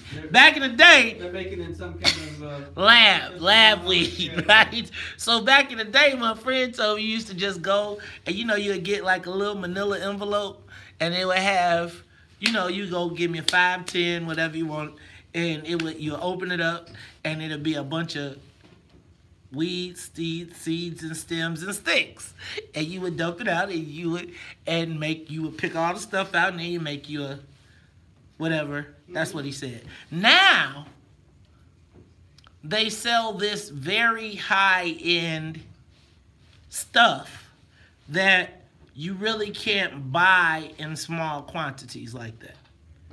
So now, or not for that low price.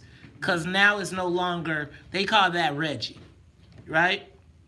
Which is the old stuff that people used to do now. Now they got this hydroponic stuff. They got this stuff that's grown in the air, grass, all this stuff. And so now the guy on the street is no longer selling you like a nickel bag. He's selling you, or if he's selling you like what a person used to buy for $10 would be like 3 or 4 blunts. That's what he's told me. Mm-hmm. Now is like one. Like if you spend $20, you getting one good blunt out of that $20. And technology hasn't helped keep the price down. No, technology has driven the price up. Oh man, isn't that counter to what's supposed to happen? Well, see, I think that the thing is the stuff that I think the challenge is the people on the street are trying to keep up with the stuff that's available in the stores now, right? So they're doing other stuff to the stuff you buy on the street. Like you go to the clinic now and people are getting you pure like strains. They can tell you what the THC, what all of the stuff. They can tell you the side effects. The guy on the street is taking whatever he can get, and he's trying to compete because as more people have friends that have access to medical, or as medical starts to permeate the marketplace. Yes, I kind of ran into that one. You tried.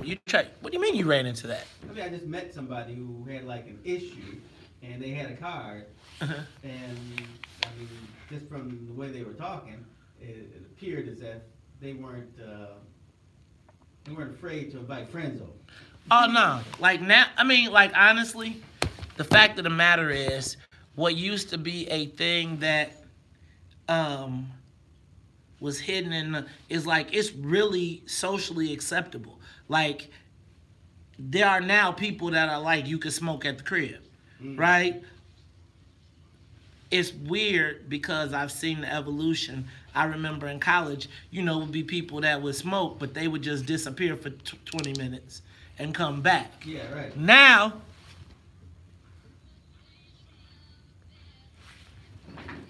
nickels down.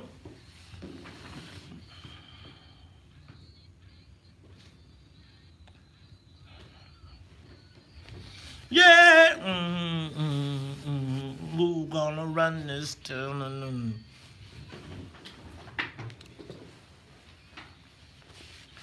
We are, yeah, I said it, we are. This is Rock Station. Spread your allegiance. Conversation. Everything. Oh, black cars, black everything.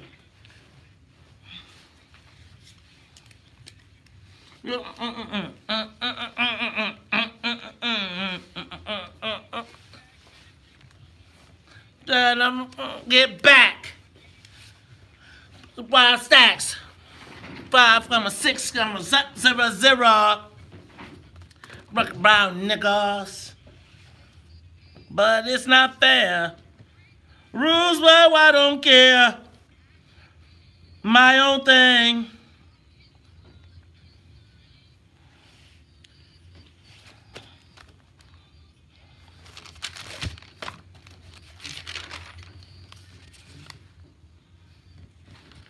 You are tuned in to the Talk of Chicago, 1690 AM. I'm your host, Maze Jackson. Sitting in with me is Cook County Board President, former Cook County Board President. I wish we had him back, Mr. Todd Stroger. Todd, how you feeling, man? Oh, I'm feeling great. If I was there, I couldn't be here. You know what? I'm happy to be here. Well, you know what? Talking about running this town. Check this out. Chicago, Illinois, run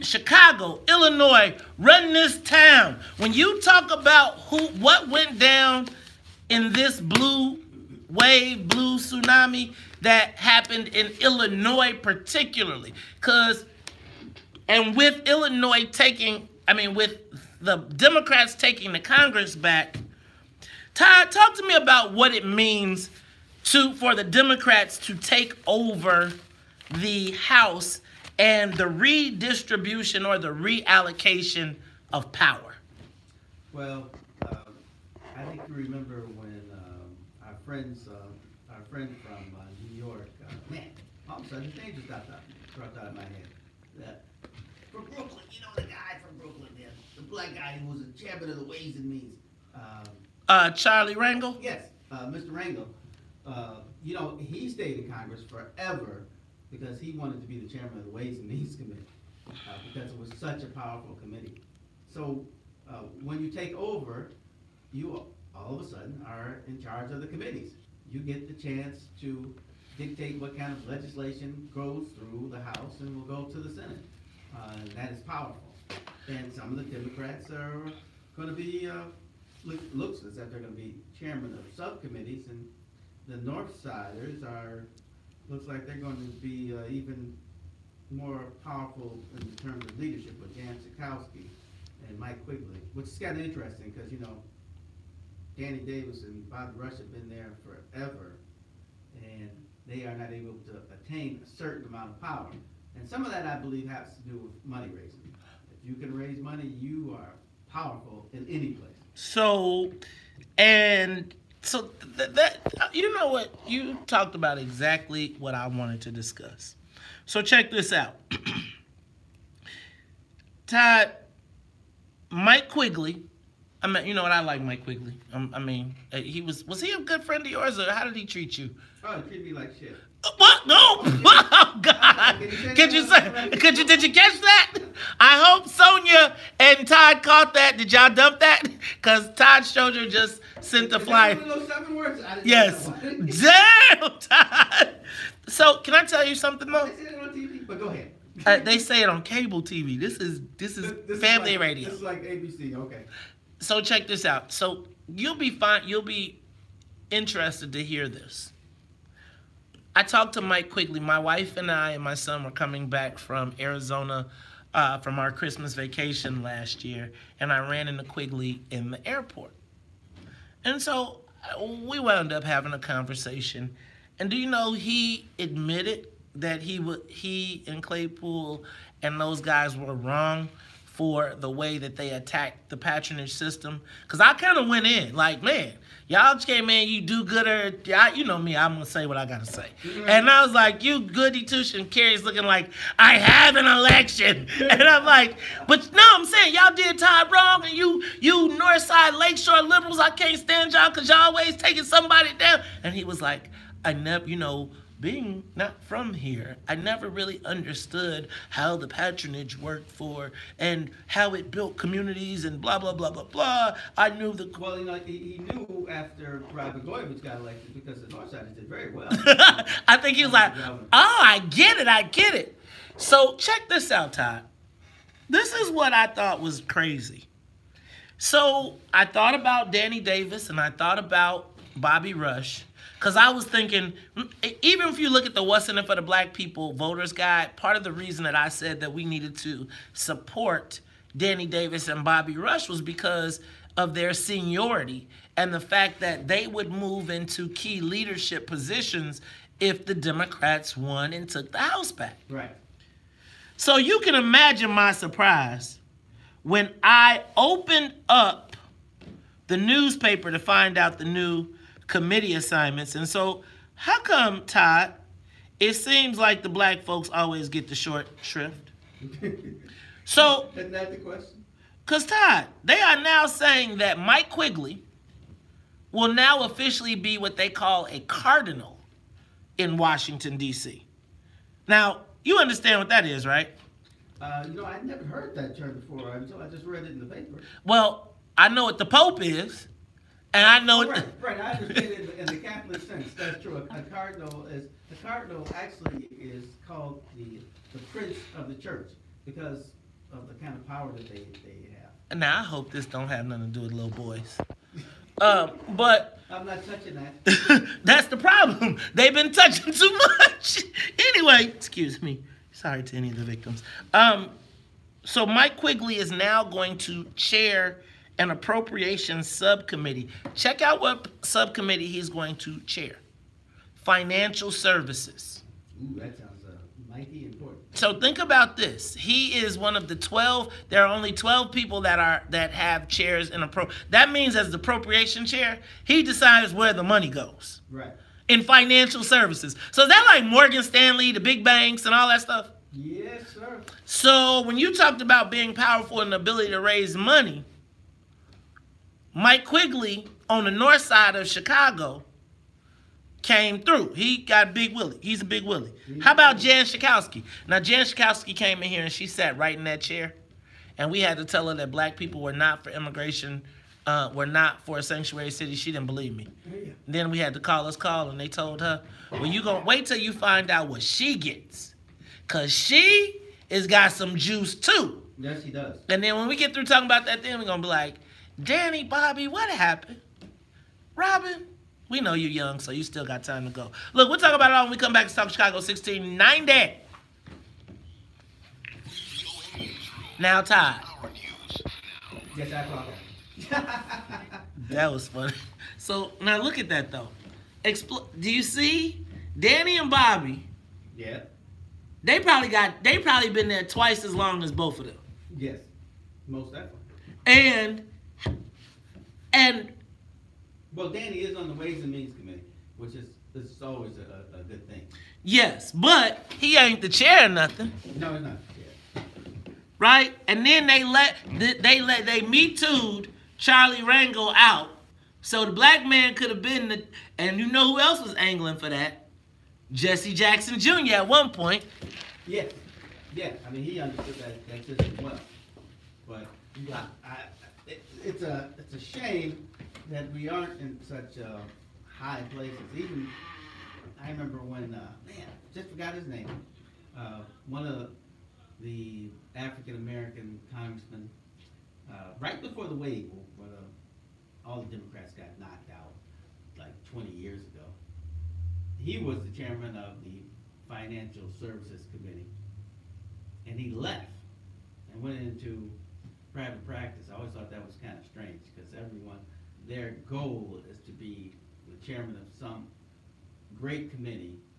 Maybe he saw that the House was going to turn the other way and why he left.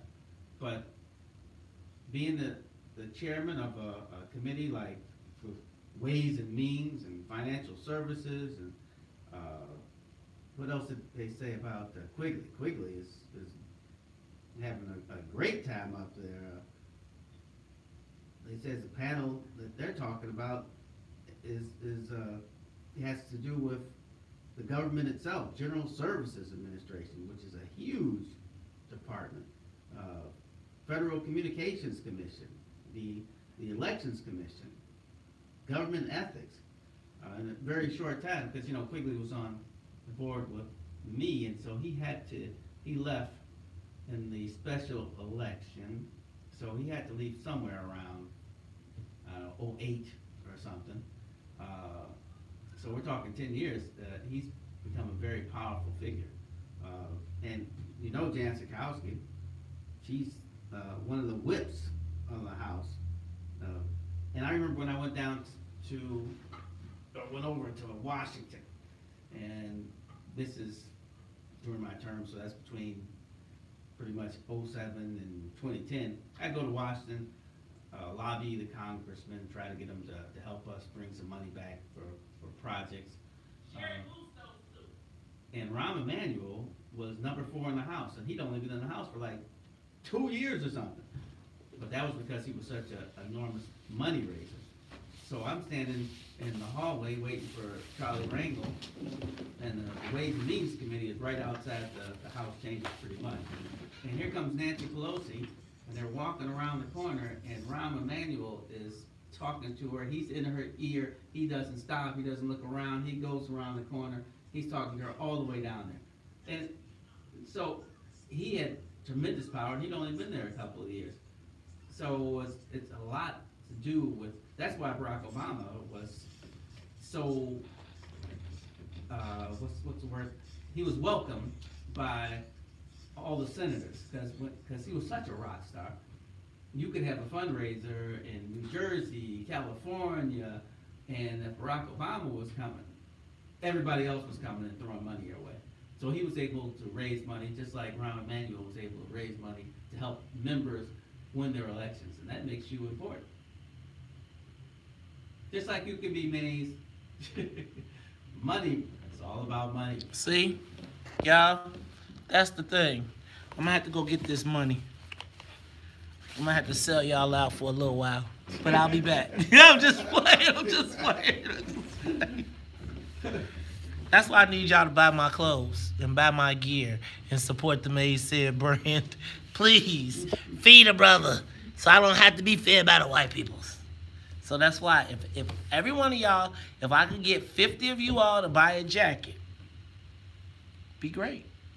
If I could get 200 of you that buy a t-shirt, that'd be awesome, right?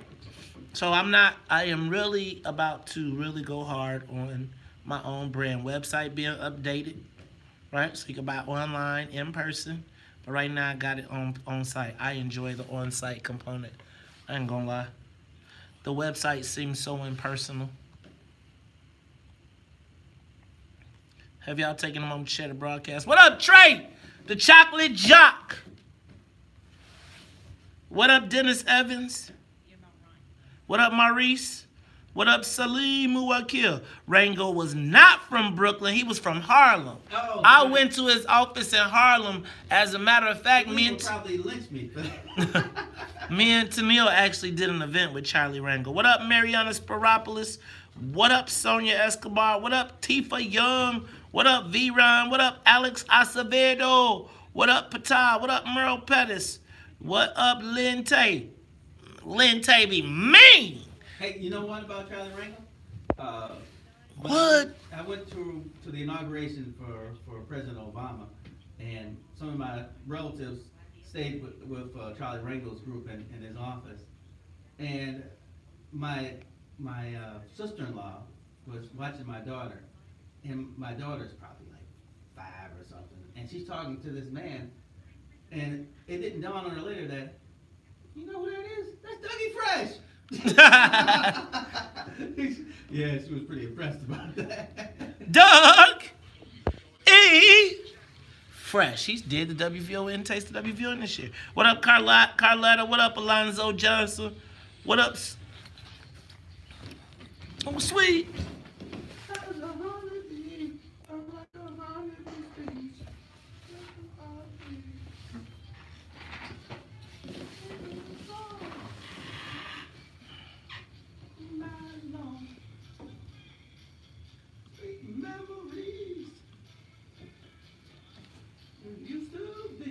It's the same old song.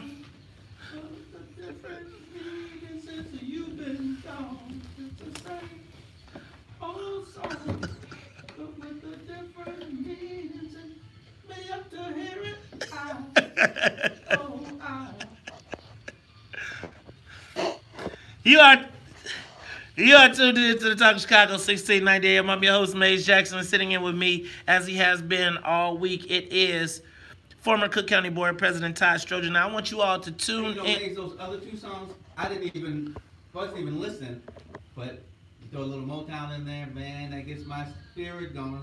Like, Sonya, like, hold on. Sonya, like, hold on. You wasn't listening. Don't say that around Sonya. You wasn't listening. I'm gonna tell you. I didn't hear it, but I was like, what is that? It is funny, Todd. You do perk up when the old songs come on. I don't never hear you say when Jay-Z come on, you be like, I ain't missed it all. So you know what I want to do also. You know what this Monday is. We will be honoring our veterans. I'm looking for veterans who have served in maybe the wars in Iraq, Afghanistan. We want to have you actually on the show. If you got some stories, you're a combat veteran, you went overseas, and you actually were in the Army, Navy, Air Force, Marines, National Guard. Now, if you was in Blackwater, no. right? If you was Blackwater, we can't do it. But if you in the Army, Navy, Air Force, Marines, or the National Guard, we'd like to talk to you. You know what? Email my producer, Todd. That's TODD at WVON.com. Todd at WVON.com. And if you are interested in coming to talk to us and you're a veteran, a U.S. veteran, we want to talk to you. Now, Todd, you know, Sonya was playing the same old song because it seems like the same old song when it comes to black people in Illinois. And I'm going to tell you, I'm excited about 8 o'clock because the blue wave or the blue tsunami that hit Illinois was partially, I kind of been getting my wish, which is to see young black political operatives finally get their due. And we're going to talk to a couple of them that did this election cycle. But even after we are victorious and we help white folks win, it don't seem like the distribution of the resources is equitable, right? So check this out. Let me give you, here's the rankings. Bobby Rush went to Congress in 1992. Danny Davis went in 1996. Jen Schakowsky went in 1999. Mike Quigley went in 2009. And Robin Kelly went in 2013. Now, I need to throw Sherry Bustos in there as well because she is also in play. So now, check this out. So I was always taught that seniority made a difference. Right. So why is it that the most powerful person out of all of the appointments has the least seniority? That being Mike Quigley, who is going to become what they call a cardinal. Well, part of that is, or maybe it's all of it, is the ability to get on the right committee when you get there. So when he got to Congress, he was able to be put on committees that had tremendous power on the Hill. And our congressmen weren't able to get those plum assignments. I don't know when Danny Davis got on the Ways and Means, but I'm guessing it wasn't immediate. So Danny Davis is, so we're clear, Danny Davis is on the Ways and Means Committee, and he is potentially mentioned as a chair of the Human Resources Subcommittee. Okay? Yep. Bobby Rush is being mentioned as a subcommittee chair of the Energy Committee, which, let's not trip, there's some money there. But I want to point out to my WVON family how I talk about how black people get tracked in politically and white people get tracked. White people get tracked towards the financial end of the business. We get tracked towards the social service end of the business. Correct. If you look at Jan Schakowsky is going to get 3 spots. She's going to be on that same energy subcommittee that that Bobby Rush is hoping to chair. She's also going to be on the steering and policy committee. So guess what that means? She's going to pick who gets to go on what committees. And then, Todd, she's the chief deputy whip. Now, explain to people what the chief deputy whip does. So when the Speaker of the House is elected, there are other people who run for positions. So like Dick Durbin is like the chief whip in the Senate. It's by election. So when there's an election for the Speaker, there's other people who actually run and they fall in positions. So her job would be to get people to follow the leader. But you're elected to do that by the other members. And so the chief deputy whip, so remember, like my good friend Double J used to tell me, it's not the department head that you need to worry about, it's the deputy. When the deputy comes to see you, it's time to get your head kicked in, right? And Jan Schakowsky, by being a chief deputy whip and the person on the steering committee who determines what jobs you get, what committee assignments, which is what is so important, right? That you just got through talking about. Right. How do you get on? If I went to Congress, she would make sure that I got nothing. Exactly. She's in. And that would be that she should consider that part of her job. To make and sure you you listen to her because she's from Chicago. And she's the chief deputy whip, so she sits in the room when they're making the moves. Yes. Now, both of those guys are in the room, and then you've got Sherry Bustos, who is another congresswoman, and she's angling to take Rahm Emanuel's old job, which is to be the chair of the DCCC. Now, the chair of the DCCC means that she's in charge of all of the people who get elected. She runs all the campaigns for all the congresspeople. She determines which races to get in, which races to get out. So now think about this, guys. Think about as we are thinking about this remap that's in the way, in the path. What role will they play? Think about Mike Quigley and Jan Schakowsky being in positions of power and being in a room as we start to discuss the remap. So as you start to discuss the remap, and then think about Chuy Garcia going and being a quote-unquote rock star. So let's see what a committee assignments he gets. Yes. Because then, guys, and Schakowsky will probably say very good things about Chuy while they're in the room, and that will be able to get him something a plum assignment. Sean Casten, up north. Oh, yes. Lauren Underwood, white folks in the suburbs. Who do you think will be the short change in that situation? Now, let me also point something else out. Black people. Because I'm through messing with y'all on this emotion stuff, but I'm just going to tell you what I see because I'm through messing with y'all. I'm through. You know, I am not no more Wakanda for Maze. I'm just tell you what it is. Check this out. So now you've got two vulnerable black congressmen who are not at the table.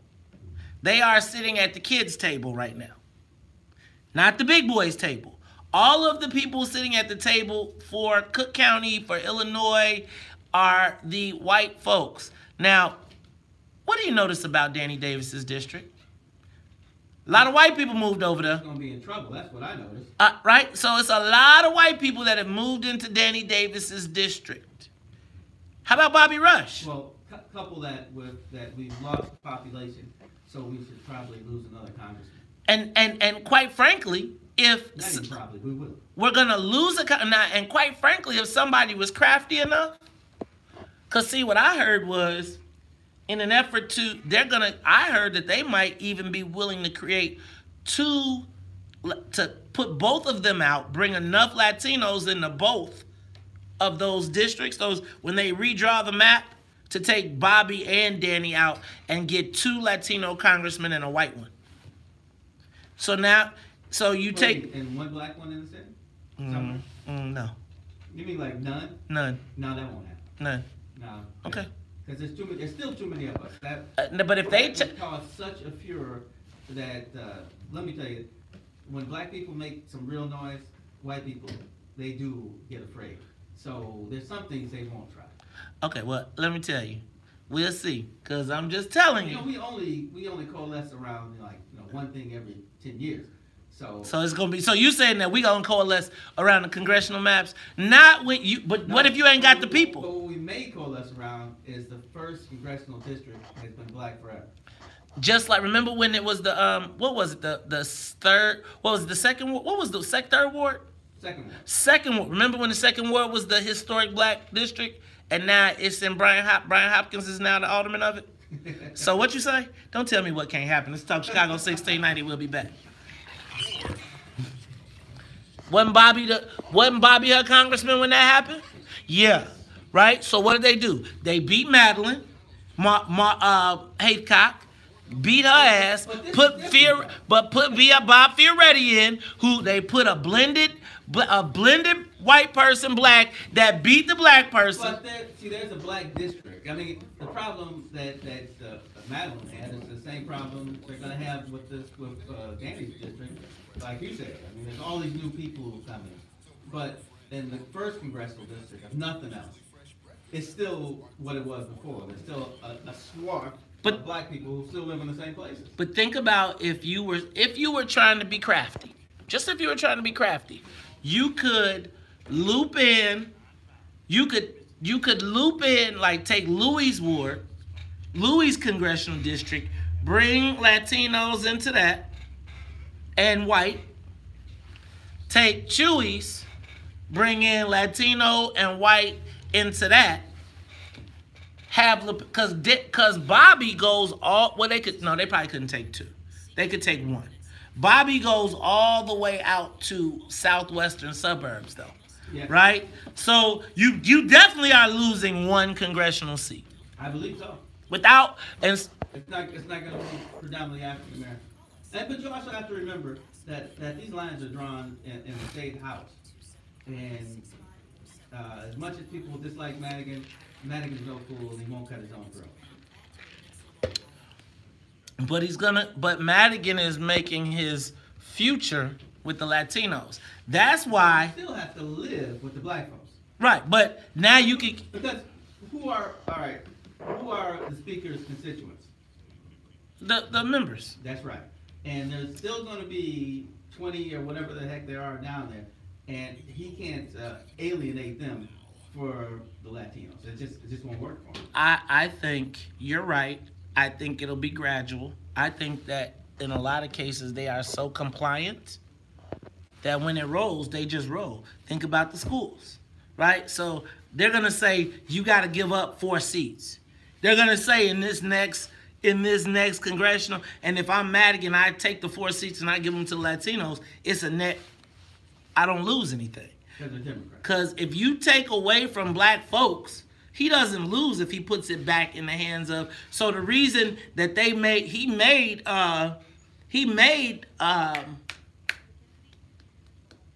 Zalewski retire, right? He made him retire so that Silvana Tavares could take in his Latinos, and he can take Zalewski's white folks, right?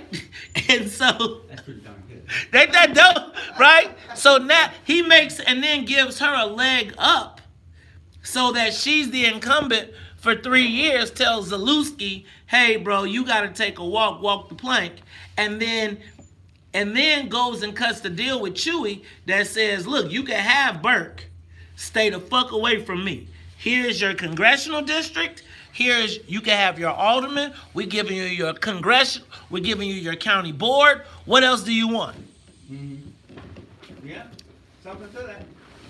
I'm not crazy. No, I think you got the numbers right. No numbers. This is a numbers business.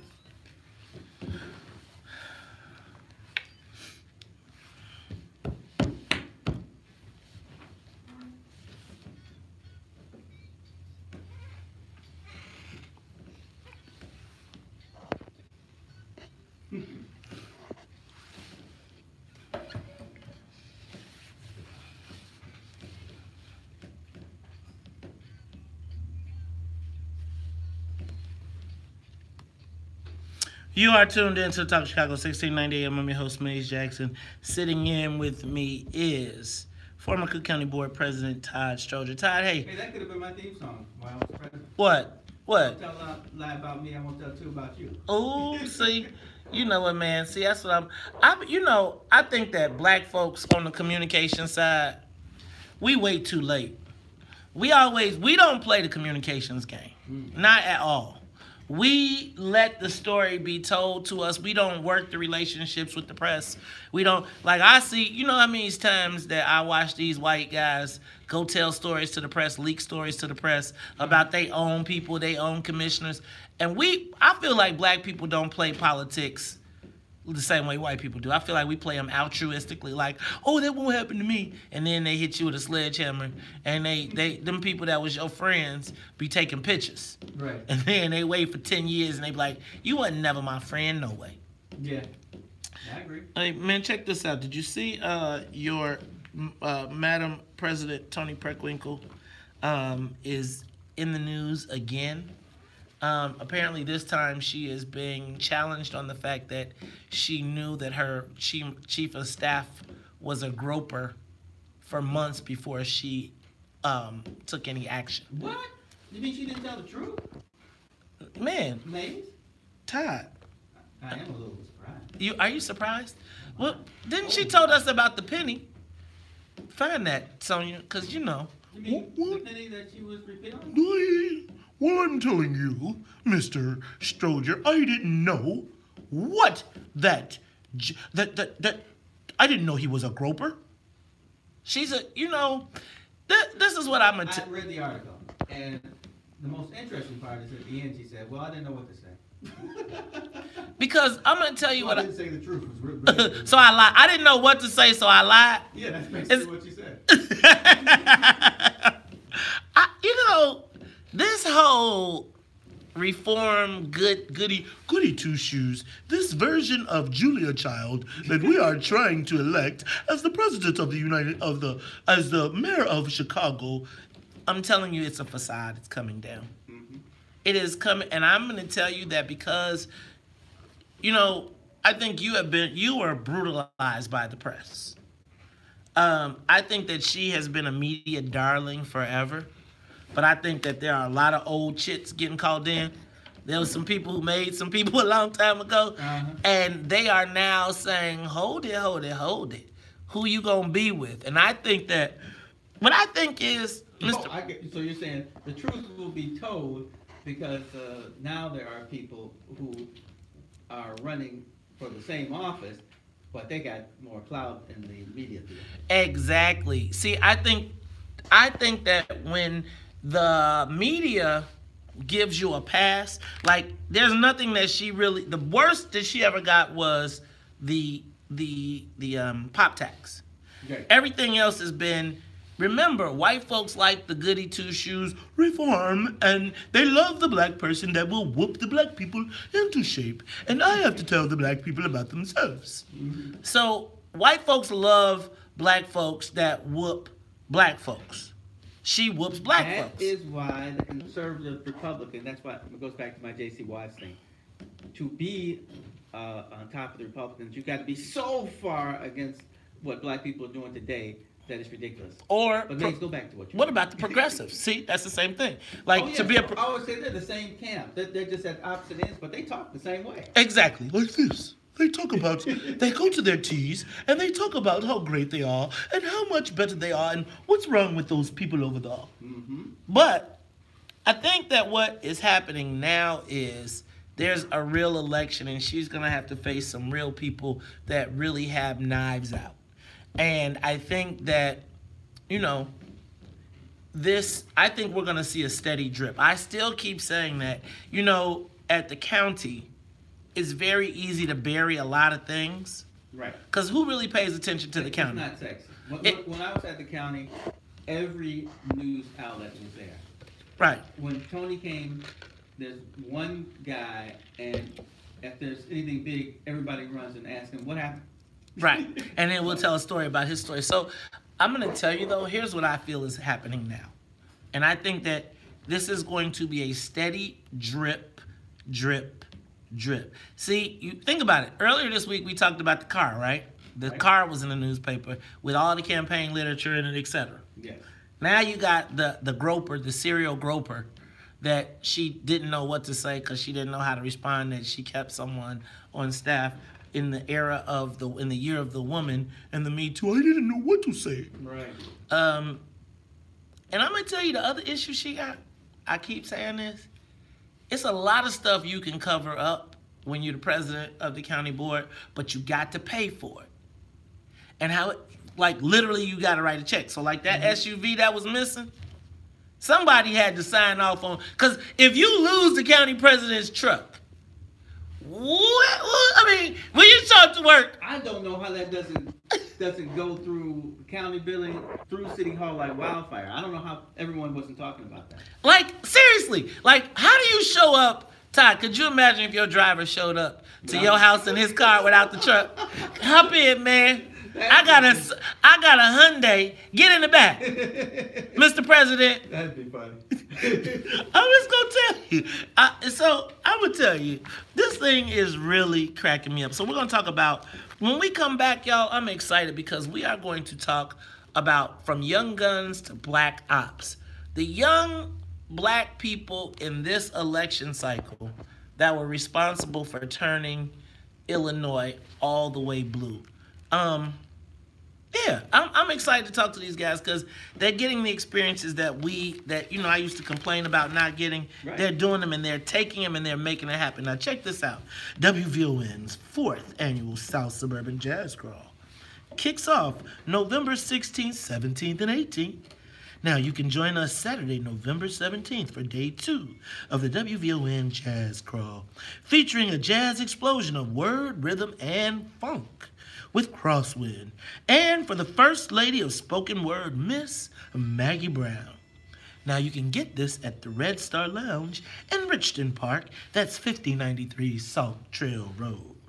Tickets are only $25 in advance, and you can get your Jazz Pass. That's right, your Jazz Pass. 3 shows for only $60. $60. $60, you don't want to miss that. Now, for more information or to purchase tickets, visit WVON.com. And I'll repeal the whole Stroger sales tax. You've earned your pennies. I'll save them. Hold on. Todd, you got the camera around them? 2 days. I have to say, I would be a little surprised if my security guy pulled up in a Harley in a sidecar. or like May says, the Hyundai. Come on, boss, I got you. Governor Rick Scott alleging rampant fraud that's the way it is. in Broward and Palm Beach County. Media's got a lot to do with what the general public thinks about government. Because most of us aren't paying that much attention. You didn't read it in the newspaper, see it on Sneed. Look at this. Sneed's got a huge page. Where is he on this thing? Baby. Tell me that you love me. What's this guy? Oh, yeah. Lynn Sweet, the DC correspondent, talking about all this stuff. They got tremendous clout because they can get half or. Yeah, we're gonna break right now. We're gonna put you right here next. What's up, Omari? Hey. You got the Xavier person in here? Well, because you went to Tulane? Dillard. Oh, Dillard. Yes. I crossed town riding. We used to beat the hell out of them. Y'all used to beat that, where, in the barn? In the barn. Y'all had a barn, scoot over. So both of y'all scoot over just so. It wasn't just the barn. What do you guys call your Blue Devils? No, the where you play. You call it? Okay, so Omari, you sit here. Okay. Right here. 'Cause I don't want the pole to block your face.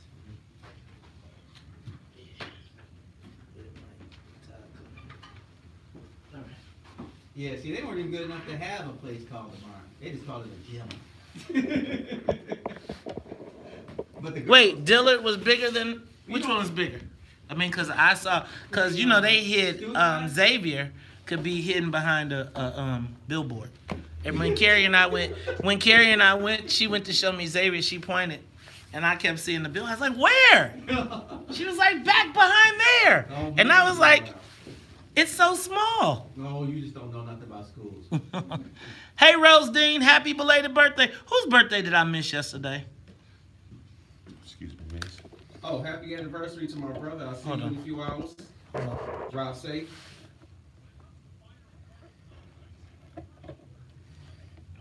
Where'd you come from? Columbus. Omari, use your headphones. If you need them, if you get a call.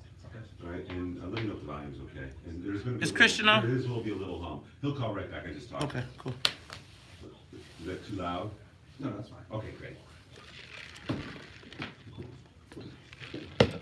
She pulled it off. Huh? She pulled it off. Man, I'm gonna talk about all y'all, cause so hold on, let me start here. So y'all, we are going to talk young guns to black ops. That's what this segment was about. So I actually wanted to talk to what I thought was awesome was that there was a significant black person that played a significant role in the strategy and the execution at the national, at the congressional level, at the county level, at the city level, at every level, statewide as well. And so one of the things that I have complained about ad nauseum is the fact that young black people don't get the opportunities to be at the forefront or to have their voices heard in campaigns. But there is a group of young people, and young is relative, that have been responsible for what we saw this weekend or this Tuesday. And so I thought that, you know, particularly for those that are going to go into business, they usually don't have the opportunity to showcase their skills or to talk about the fact that they played a role in it. And so we want to highlight that, right? Ultimately, it's like these wins that you have are what you use to grow your business, grow your reputation, and your opportunities. And so we want to make sure that people know that there are black folks that are capable out here that can be at the top levels of the campaigns. So today we're going to talk to Omari Prince, who is with Lauren Underwood, spent years with Larry Rogers, and then we're going to talk to Christian Mitchell, who is the executive director of the Illinois Democratic Party. Man, regardless of who they work for, and this is part of the life of being an operative, you don't necessarily, you work on the opportunities that you're given or that you can get on at, and then you apply your skills. You don't necessarily pick the candidate because you believe so much in the candidate. It's your job. So you go and you look at the candidate and you explain it. But we'll talk about all that when we talk to them. Omar, you ready, man? I sure am. Now, I just let y'all know that a lot of people aren't even always able to come. And, you know, sometimes, let me just say this. I'm not always for their candidates, right? I'm not always for their candidates.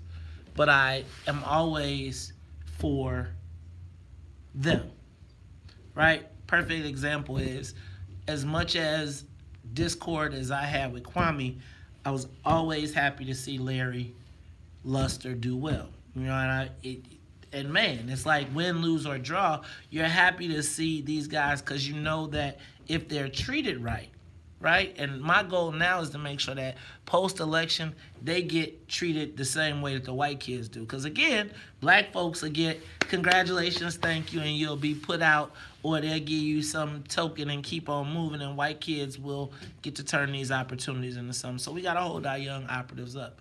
So I also try to make it where whenever, even if I don't like their candidate, they can always call. They can always be like, yo, what's up? Or can you chill? Or can you... We always have a line of communication, and that's what we want to make sure. So let's highlight. And guess what? They kicked my ass this week. Well, they beat my predictions. How about that? In some cases. Which also shows a change.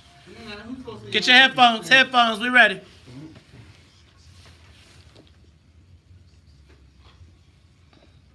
Rise and shine. Wake up!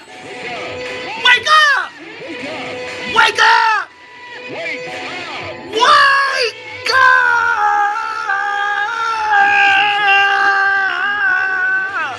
Too loud. Wake up! Featuring Maze Jackson. Do you understand the words that are coming out of my mouth? The WVON Morning Show. Wake up!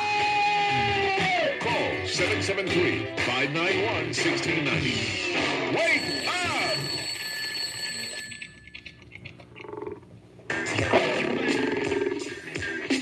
Guess who's back? Guess who's young world? The world is yours. Hey, young world. The world is yours. Young world, young world. Young world. They cause concern. Why don't you listen and learn? If something was wrong, even that's turned wrong. But if you look bummy and be a dumb dummy and disrespect your mommy, who put you on this earth and loved you since your birth? Having child, hurted and ashamed. Hey, little kids don't follow those dopes. Left don't stroke. Those that don't go to school and accomplish things and the joy life brings.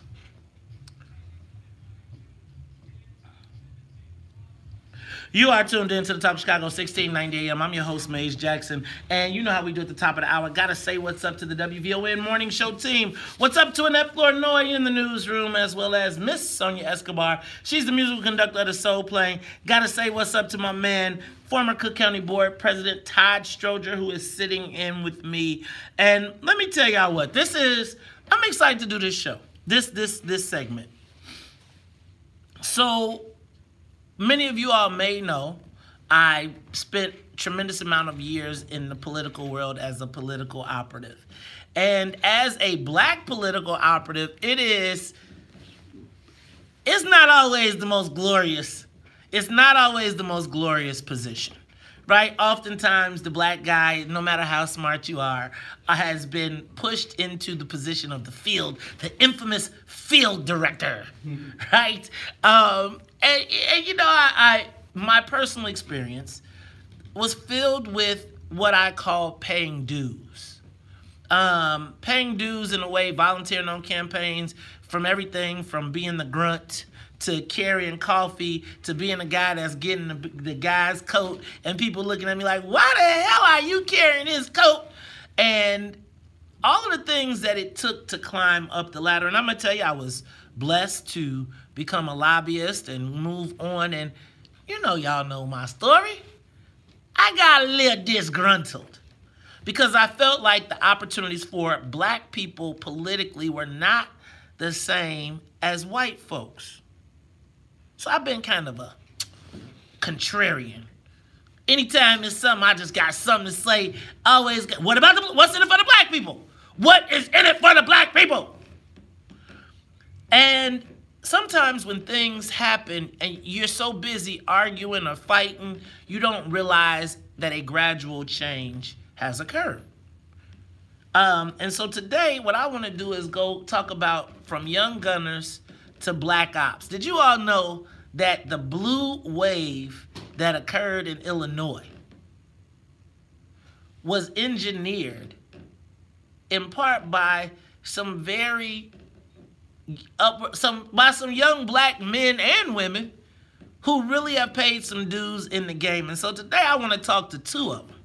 Right? On the live line, I have the executive director of the the Democratic Party of Illinois, Mr. Christian Mitchell. And in the studio, I have with me Mr. Omari Prince. Now, Christian was responsible for engineering the takeover of all of the dang on collar counties, DuPage County, winning in places no one ever would have thought. And Omari, you were on Lauren Underwood's campaign, and I'm gonna tell you, I'm old school. I did not think there was any way that a black woman with nappy hair, and I don't mean it with natural hair, in Naperville could possibly win. And then to see these victories and to know that they were engineered by young black men and women made me excited. So let me just introduce Christian, first of all. Christian Mitchell. Now, Christian, you're also the state representative, but tell us about your role as the executive director of the Democratic Party of Illinois. Welcome to the show. Glad to be back on the show. It's my first time being played in the Slick Rick, so I'm pretty excited. Look, I think that so a couple of things. First of all, there are folks who paved the way for me here, Maze. You are certainly one of them. Our old friend Will Burns was another. Shout out, Will. As well as politics, so shout out to Will. And then, of course, you know, folks like myself, and Amari, and Marcus Evans, who've been around it for years, are some of the folks who helped make this opportunity possible. What I wanted to do, first of all, was make sure to execute upon the plans that we had. We instituted an unprecedented vote-by-mail program. We touched about 2 million people, and really, that's where we won the election, was with early vote, was with vote-by-mail. And part of the things that's good about having a Democratic legislature is we have some of the best voting laws in the country. We took advantage of them. We also registered thousands of new voters. We also made sure that we here at the party were using all the tools of modern campaigning to reach voters, whether that was digital or mail or television that was targeted toward people we know needed to see it. And I will also say, and I can say, in a way that the WVON listeners will understand, one of my goals was in being out, being a face with the party, communicating, being all across the state, to do it in a way that made sure that I would be the first African American to hold this job and not the last. And so I think that based on the results that we had and hopefully some of the respect I brought to the position, what we've proven is we have always been ready. We have always been able to do this work as people of color. All we needed was a chance, and given it, here are the results. Man, and Christian, you had results. Talk to me about your results, man. So just go ahead, take your brag moment.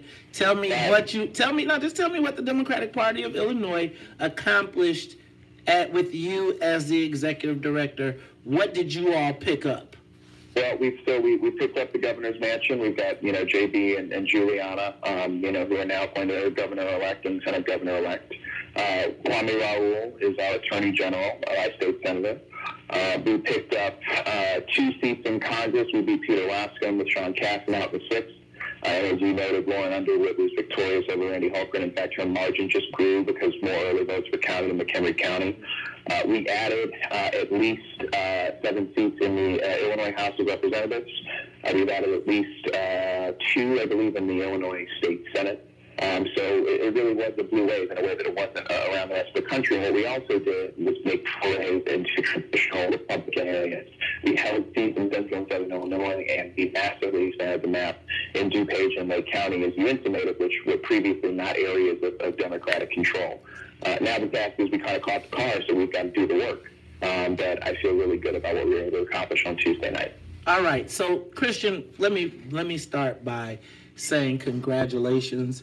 And also let me say that, regardless of my personal opinions about some people, we are super proud of what you were able to accomplish. And let me also say that part of Christian, what I look forward to with a person like Christian is Christian having the tools in the toolbox and learning the game in a way from the best of the best who have put it in so that hopefully they can apply those to helping us move our community forward. So, Christian, you hold on because I got to talk to Omari Prince.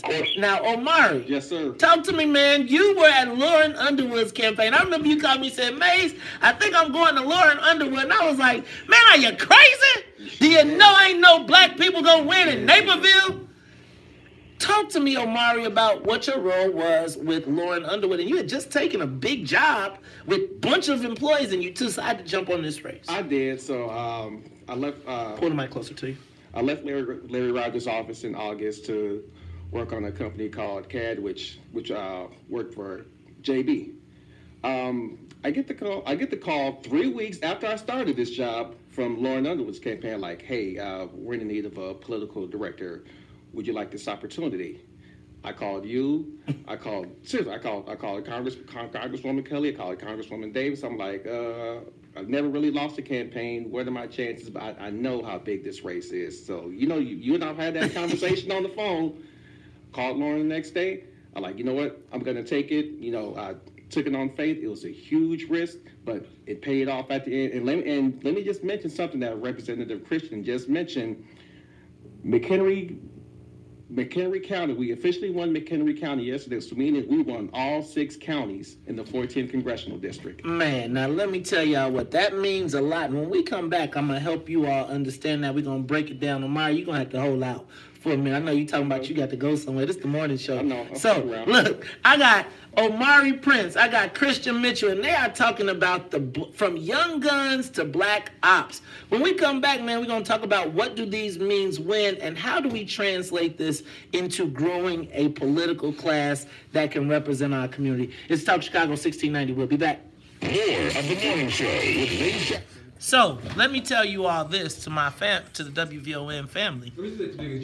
You grew up in the 14th district, or close. Bill Foster's at the time. Yeah. Right. Okay. But when I grew up out there, there was no such thing as a Democrat nowhere in Will County. So what y'all did, first of all, was historic. What I want to see happen, because this is what often happens, is I want you all to be able to translate this into economic opportunities, right? So Christian is going to stay an elected official, right? you are now should hang a shingle, right? The problem is now for you to be successful, they're gonna make you probably gotta go work for somebody white instead of being able to hang your shingle. Like you bring in a congressman, my guess is either you join that staff and you work the Hill for some years so you can build you some relationships so you can go back to that mug and lobby, right? Or they bless you. Now,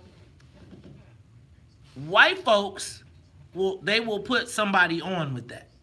I want to make sure that at the end of it, because at the end of the day, the white boys chop up everything and they be like, oh, they should not. The only reason that, for instance, Lauren Underwood would have got, the only reason Lauren Underwood, not that our endorsement did anything, but was because they picked you up, right? Yeah. There have to be things that we as black people will only do because you have black people on the team, right? So I can hate every candidate. I didn't particularly care for Kwame, but I knew that was Larry's guy, right? So I'm going to say, come in. And part of the reason I wasn't going in that day, he was already mad, so he just was going to go, was because it's like, man, I want you to understand that your guy, Larry, has enough clout to be able to say, I can get Mays to stand down, right? In making Larry more powerful in his space. But we tend to be like, man, screw him. So I was like, man, even though I am upset with the party, it's like I feel like as we continue to push these things, like, man, you as the political director, like it was, even Sean Rapelier, I don't care, but they got shots to be not the field director, right? Like every time there's a campaign up until probably now, your job was field, nigga. Field. That's true. Yeah. And so now, like when you think about Christian having the checkbook, when Christian says we've used every bit of modern technology, my goal is that, man, the way that I know, and y'all are learning the game for the next century. But when I learned the game, we didn't get the checkbook. What strategy? No, your strategy is go knock on them damn doors. Yep. And now you are in a position to be a consultant too. Mm-hmm.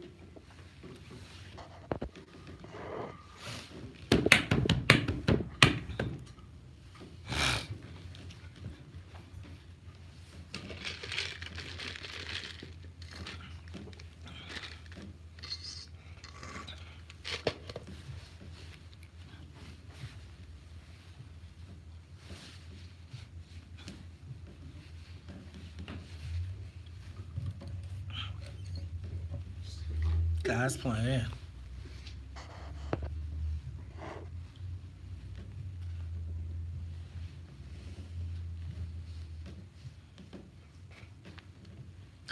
You are tuned in to the Talk Chicago 1690 AM. I'm your host, Mays Jackson. Sitting in the studio with me is Mr. Omari Prince. Now, Omari Prince was the political director for the successful Lauren Underwood campaign.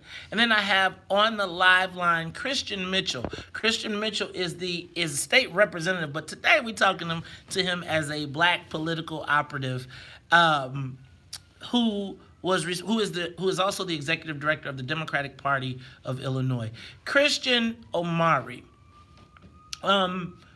This is not a gotcha moment. This is a honest to God question. So during this campaign cycle, we saw some of our millennials say that they may have been discriminated against.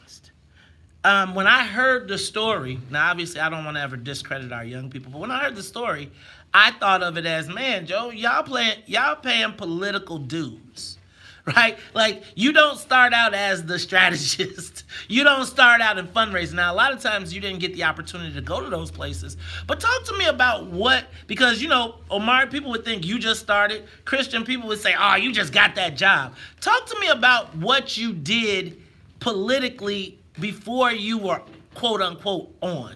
Omari, you start, and then we'll come to you, Christian, because people be surprised. The very first thing I did was the basics, signatures. You know, for those that are new to this, I've learned You know, get signatures, learn the map. Don't just go out here, you know, north side, south side, you know, whoever you're getting signatures for, make sure you're getting signatures. So you started out doing signatures. Talk to me about the grunt work you had to do before you got to wear these fancy suit jackets. So early morning, signatures. After signatures, knock on doors. You know, going early morning, 79th Street, Roosevelt, passing out literature.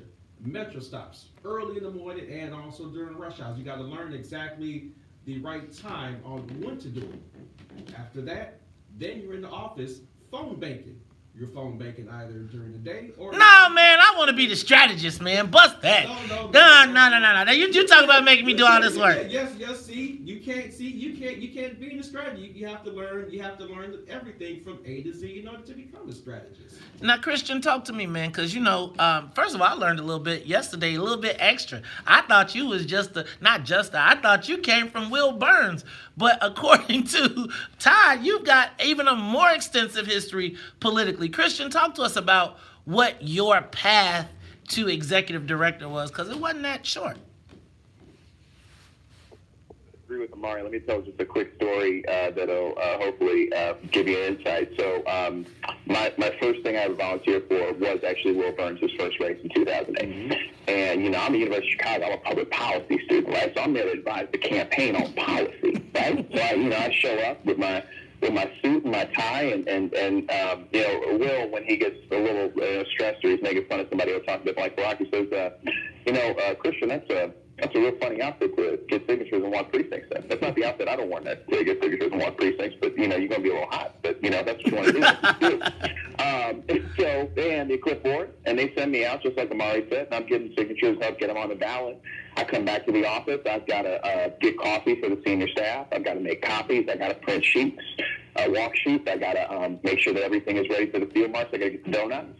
And the thing about Chicago is there's that famous phrase, we don't want nobody who nobody sent. Actually, I got to tell y'all, as you probably know, that's not really true. What we don't want is we don't want nobody who nobody sent who thinks they're somebody. That's true. Because if you're willing to do anything on a campaign, you can rise through the ranks. And what you saw, even on the JB campaign, right, is you had at the highest levels, you had Alex Sims, you had Quentin Folks, who was the deputy, you had myself, you had Sean Lepellier, and all of us had started as assistants, as field people, as interns, who were just willing to, you know, eat the crap and pay our dues to get to where we had to go. So I went from Will's campaign to doing some work with President goal. Actually, after I won my first state rep campaign, I was on the Obama campaign doing paid media.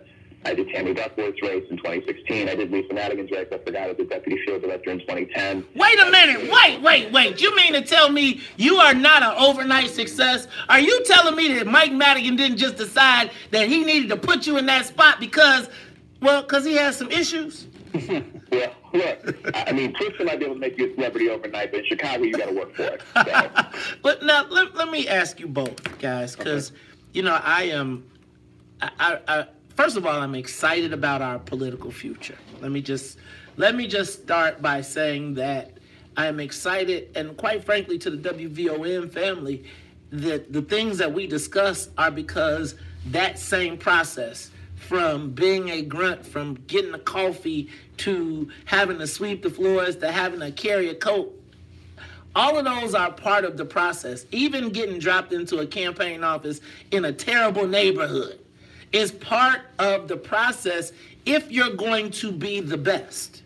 Now, what I hope from Christian and Omari, and Christian, we've seen it from you, Omari, we've already seen it from you, is that you guys will pull more people into this process so that they can learn the back end of it. Because I feel like in this millennial age, people don't, you know what, everybody want to do a social media post, and then now they are now a political pundit, and now they're a political expert, and they can run for office. Talk to me about, from both of you all, what are the steps to get involved to become actually a political operative? And Christian, I got to know this, because this never happens. Did you have the checkbook, my brother? Look, I can't answer that question is sort of. But I would just say that anybody, I meant what I said. We don't want nobody who thinks they're somebody, but anybody can come in, just volunteer on a local campaign. And here's the thing I would say to people. especially black folks, start local. I understand you want to like be on the Hill. I understand you want to be in the governor's office. Find yourself a local state rep. Find yourself a local alderman. As you'll note, that's what happened with me, with Will Burns, and with Tony. That's what happened with Marcus Evans, with Michelle Harris. And why that's so valuable, y'all, is because you have more face time with the principal. You are going to see that person coming in the office. You're going to spend time with them. You're going to ride along with them to events. And the more they see of you and your willingness to work, the more they see that you're prepared, remember the little details, that you were taking notes at that meeting with constituents, they will realize that you've got the goods, because most of what happens in politics is, as you know, Mays and Amari, is actually, it's hard, but it's not complicated. It's actually pretty simple to do. And so all you've got to demonstrate is diligence, a willingness to work hard, showing up on time, and you can go really far in this game. Omari, and let me just say, as we can argue, Chicago politics is extremely territorial. I remember when Larry Rogers first hired me, Mays, you were like, you are not working for Larry Rogers. I says, no, I am. Like, there is no way. He did not hire you. You know, now y'all, that's an inside joke. I ain't going to even do it to him. Because you know he got, okay, I won't do it to him. Hey, let me tell you all what. So let me tell you, here's what we have to do, black folks.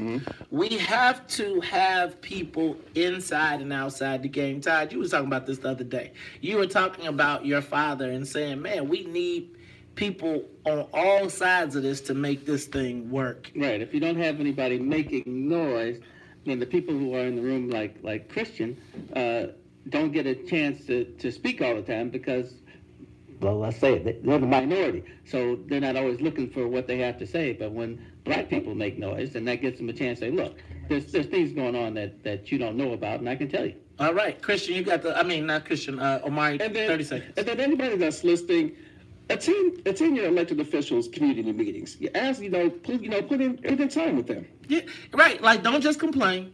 Don't just complain. Hey, can I tell y'all what? We got a big future, a bright future ahead politically if we survive in this city. No sanctuary cities, Christian. I'm just telling you. But beyond that, let me tell you. But I'm going to tell y'all what. I am excited. I'm super proud of our guys, and understand that this blue wave was made possible by black people in Illinois. Give our people their props while they're here. Christian, Omari, thank you all for being here. I appreciate y'all. We'll be back after traffic, air, news, and the weather. Live from the WVON. See? That wasn't so bad.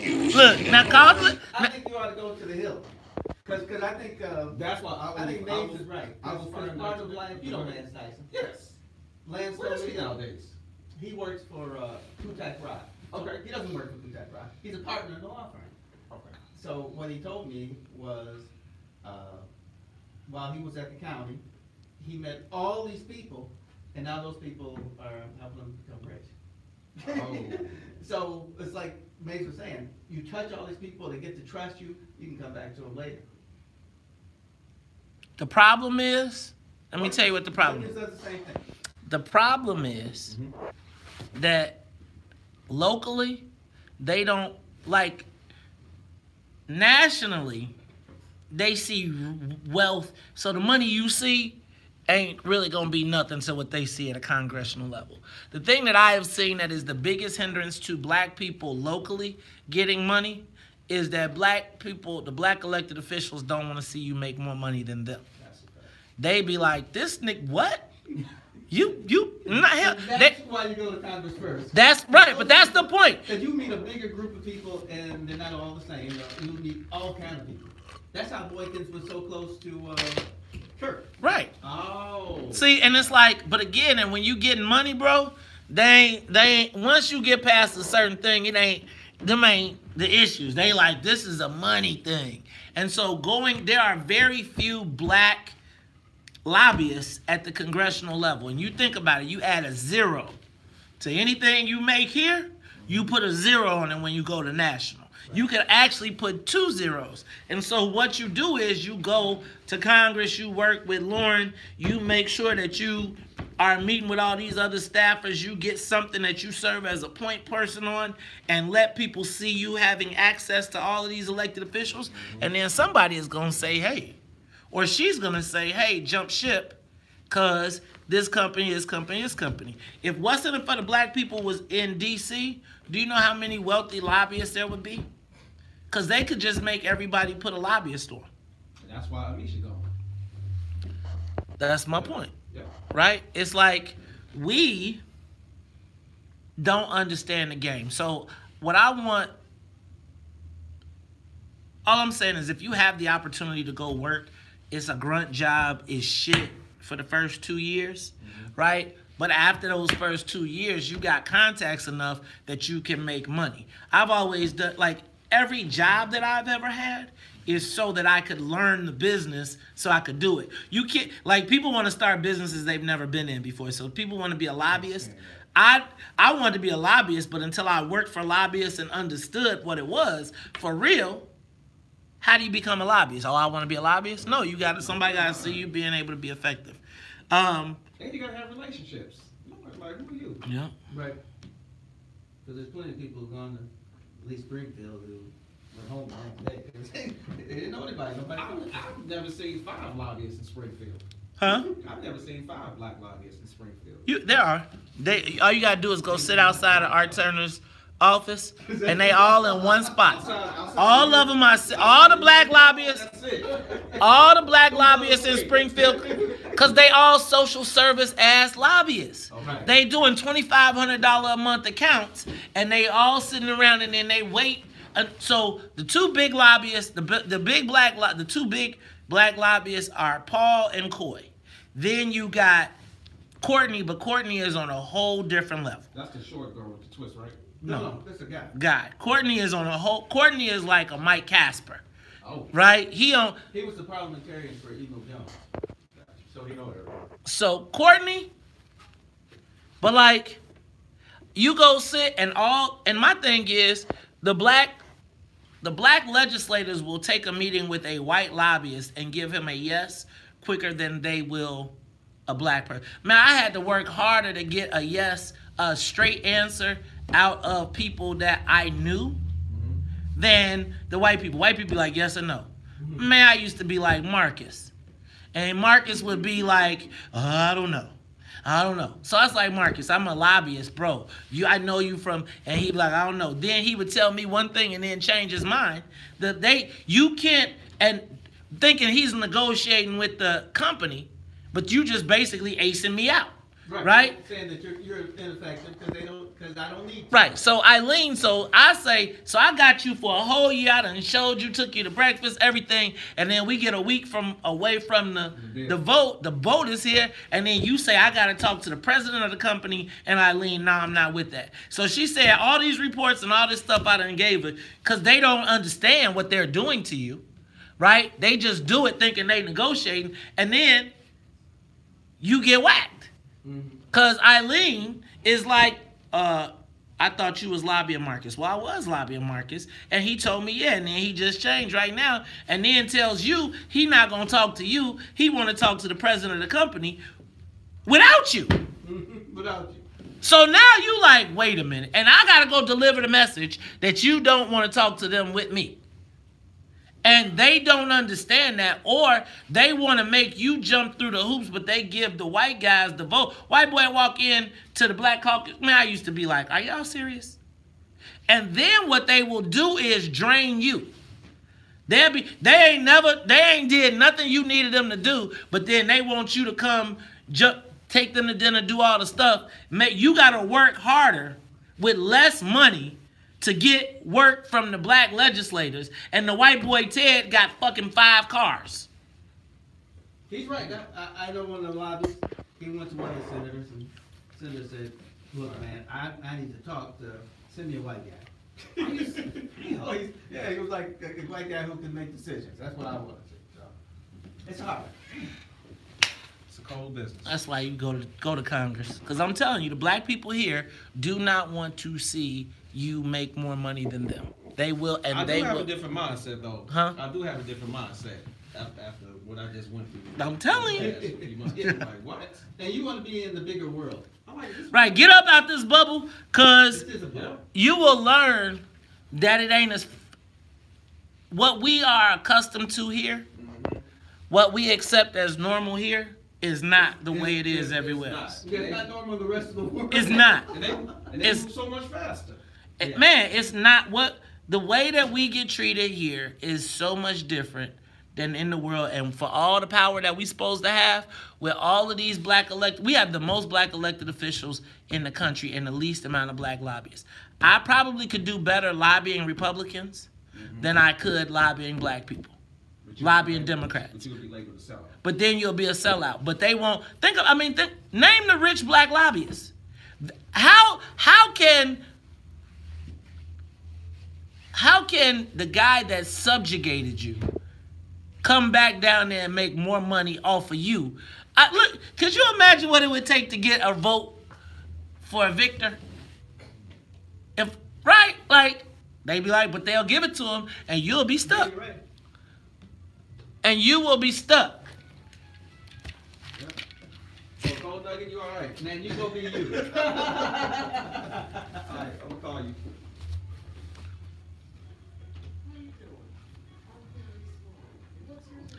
It's WVON's 4th annual South Suburban Jazz Crawl.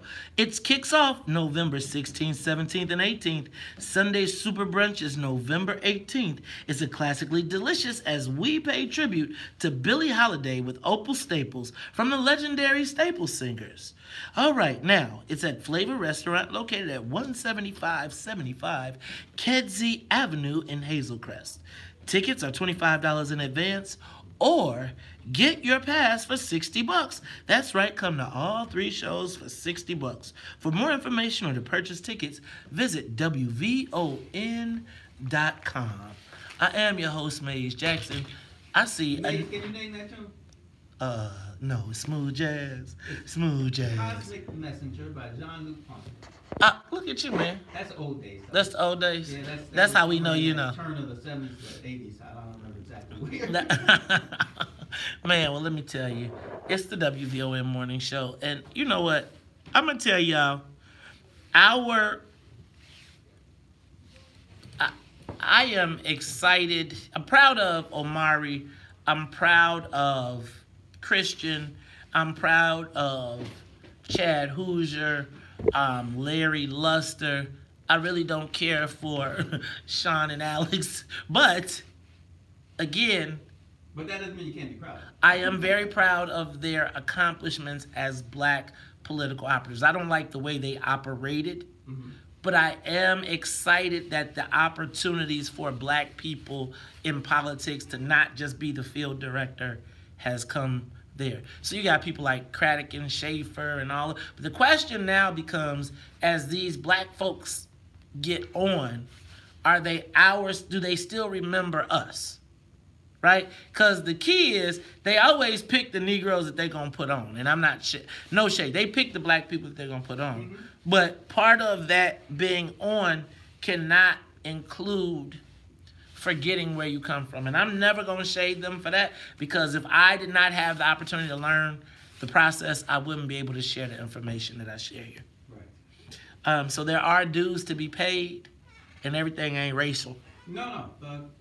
I know when I was thinking about trying to get rich, and I got the opportunity it was like, you can come to Morgan Stanley and work for 2 years like a slave, and then you can go to business school and you'll be great. And I chose politics instead, but I mean, that's the business in most places. You work really hard for nothing, and then if they don't screw you, hopefully they don't, you are able to reap the benefits of learning the practice and working. Yes. So shout out to all of the black ops. That's what I'm going to start calling y'all, the black ops. Black political operatives who were successful. I think about being those guys right now. Can I tell you, 5 years ago, I probably would have been somewhere in that mix, and I would have been laughing at all the Wakandans, right? I would have been laughing at all the people, all the Mau Mau's, all the people that's like, we gonna tear up the world. We gonna prove them this time. I would have been laughing because we learned the game to combat people along those lines. And so while everybody else was being emotional and they was outside marching, we was just methodically planning to kick their ass. We gotta make sure that we got people that learn the system. In Wakanda. In Wakanda. Right. Right? And so for Wakandan goes, so every time you see somebody go into a campaign, right? When I say I want somebody on every campaign, we want somebody on every campaign so you can learn the strategies. Okay, Todd, let me take Mike's call and then we're going to go to the next point. Mike, you want to talk Chicago? Good morning. That was a great interview. This is Michael O'Connor. That was a great interview. I want to congratulate those gentlemen. Man, you're absolutely correct when you talk about the beginning stages of persons having to learn the game as what it's called now. Simply put, for those persons in the general public, I would suggest that after persons win the election, you wait about a weekend, and then next work week, you're at their doors, and you're actually asking them about your agenda and helping them to organize to make sure that agenda is dealt with. And it works. I know it works. I'm a living testimony to it, and that's my comment. Thank you. Thanks, Mike. Yeah, I'm going to tell you all, part of the reason that I'm so jaded when I talk about like the Wakandans and being on WVON is because I hear so many people just talking about politics. Right. Just talking. Ain't never had nothing telling you they gonna elect somebody, got you all fired up, got you, and you ain't did none of the basics. You have never worked on a campaign. You ain't got no street cred in your community. You can't tell me, but somebody told you on Facebook Never that they knocked on mad. the door, Never talked to knocked. anybody. And can I tell you, the first thing everybody will talk to me, they want to come call me up about strategy. And I be like, well, how many doors have you knocked on? That's your damn strategy. Get your butt out the door. You ain't going to win no election on Facebook. I don't care how many people change their profile picture to you. Right? And if we don't have people that learn the system, they'll keep getting whooped. Todd, how many great candidates or great people have black folks got the world hyped up on that we ain't never seen again? Oh, yeah. They go through that great election. Everybody's excited. They get whooped, and you're like, well. And we knew that it was gonna happen. Like I could tell. Like I don't be wanting to break people's feelings and hearts, but people call me, man, I want you to consult. I'd be like, are you willing to mortgage your house for your own victory? Right. What are you willing to do for your own? Because let me tell you what everybody do. They'll call me up and say, Maze, put me on the what's in it for the black people. I want to run, but wait, you mean I got to spend my own money? You mean it just don't? And so as we start to think about these election cycles, and I'm telling I'm through with this Wakanda stuff. I'm going to tell you, I'm going to win. I'm going to do what I know to win. This whole rah-rah, sis, boom, bah, black unity thing, I'm going to help y'all keep working on it, but when we got to pick the winner.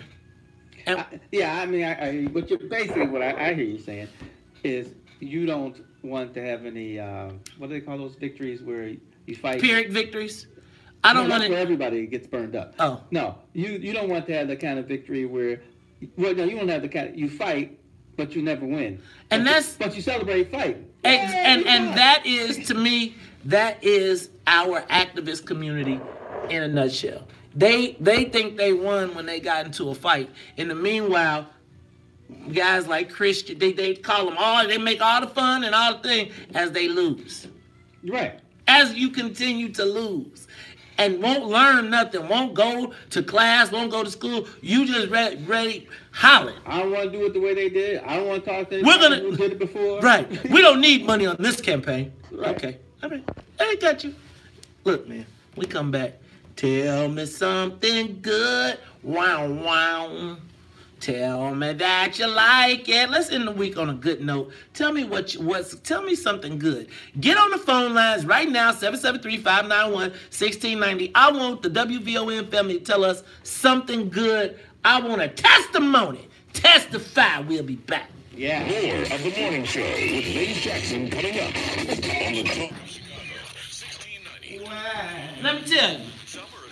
So to all the fake radio show hosts, the fake radio show hosts that's having meetings to talk about meetings to unify because they're going to elect the black mayor, but ain't never knocked on the door.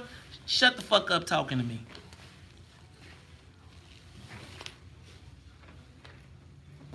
Selling that Wakanda stuff because it's hot. You selling it because you got a market for it, but you never really want to win. You don't really want to win. What you want to do is have a cheerleading crowd, because winning would require knocking on some doors and getting outside, going somewhere besides a microphone, right? Because when I say what y'all want to do when it's time to win, everybody want to call me and tell me about their strategy and they meeting to meet, but don't nobody got no clipboards. Knock on doors. I'm too good to knock on doors. Oh, no. Phone bank? No. So let me tell you. While you running around here popping crap, talking crazy, and ain't had a win nowhere, give me a win. Show me one time the process that y'all talking about worked. Give it to me. Last Wakandan election. None? I'll wait. So what y'all sitting up listening to is somebody pontificate. Y'all got people pontificating about stuff they ain't never did, and y'all following them right off the cliff. What's coming out your mouth is what? Stop making me.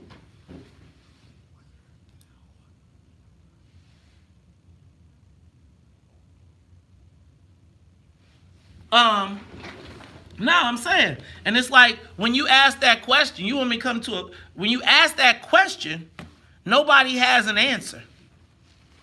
It's funny to me, people talk about, bro, I've been working and winning elections before you even, again, y'all, listening to y'all would think that Christian never worked on a campaign, that he just showed up and that was it, right?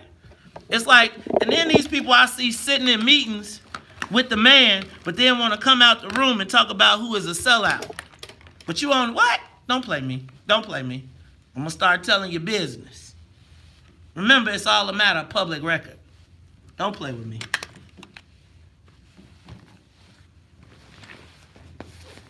Talk unity out of one side of your mouth while you're typing bullshit. If you don't do what I say, then you ain't, man, your ass. So now you the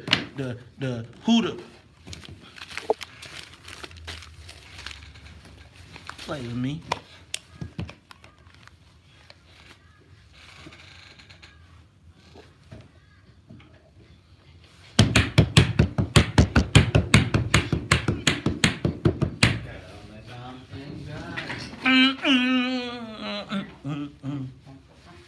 Tell me that you love me, yeah.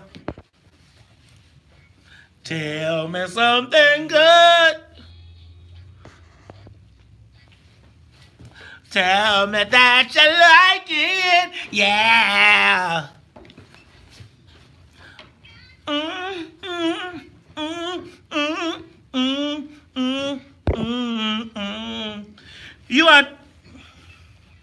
You are tuned into the Talk of Chicago 1690 AM. I'm your host, Maze Jackson, and you hear it in the background. This is my new Friday feature.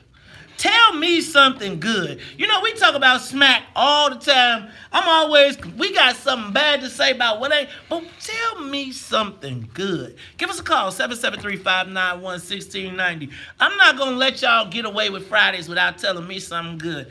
Shout out, I'm going to give you something good. Shout out to 9th Ward Alderman Anthony Beal. Shout out to my girl Eva Brown. Shout out to U.S. Bank for the Pullman Community Center that opened up yesterday. We saw all of the news.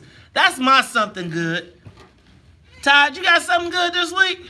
Man, that you like it, yeah. My something good this week was co-hosting with you, man. Hey, Todd, I'm going to tell you what. That was something good for me, too.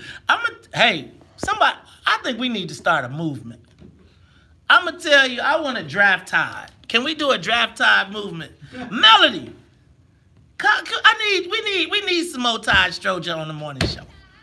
Let's draft. I'm gonna draft. We got a draft Tide, but that's something good, Tide. I appreciate that. Tell me something good, y'all. What is up? Tell me something good, Michelle. You on the Talk of Chicago 1690. Tell me something good this week. Lucy McBath in Georgia. She won for Congress. Say that one more time. First time running. Lucy McBath in Georgia. It was her first time running. Hey. Her son had died. He was killed. Right. Yes. Congratulations. All right. That's what I'm talking about. Tell me something good. Thank you. Let's go to Marianne. You on the Talk of Chicago. Tell me something good. Wow. Marianne? Hello? Take us off that mute. Marianne, tell me something good.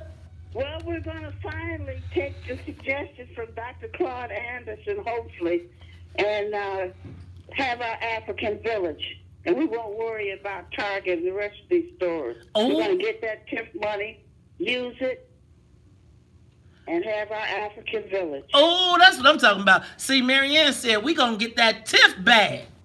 We're going to bust Target, and we're going to have us an African village. Tell me something good. Y'all, you know what? We need to end this. We're going to start ending our Fridays Tide on something good. Tell me something good. Tell me something good. Is this my man, the future alderman of the 20th Ward, Mr. Andre Smith? What's up, Andre? Tell me something good. Something good. Instead of us going bowing down, begging Target to stay, we should go on strike. And the Christmas and all that holidays coming up, we should go on strike and not shop with Target no more and start taking people to Walmart and other stores. Let's get the buses ready. Oh, tell me something good. Wow. I'm going to tell y'all, that's what I'm talking about.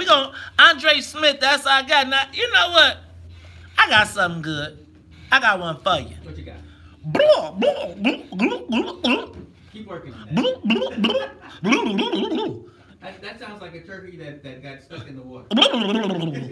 That's right. It is the WVON turkey races. They start on Monday. And I'm going to tell y'all, last year I was the champion.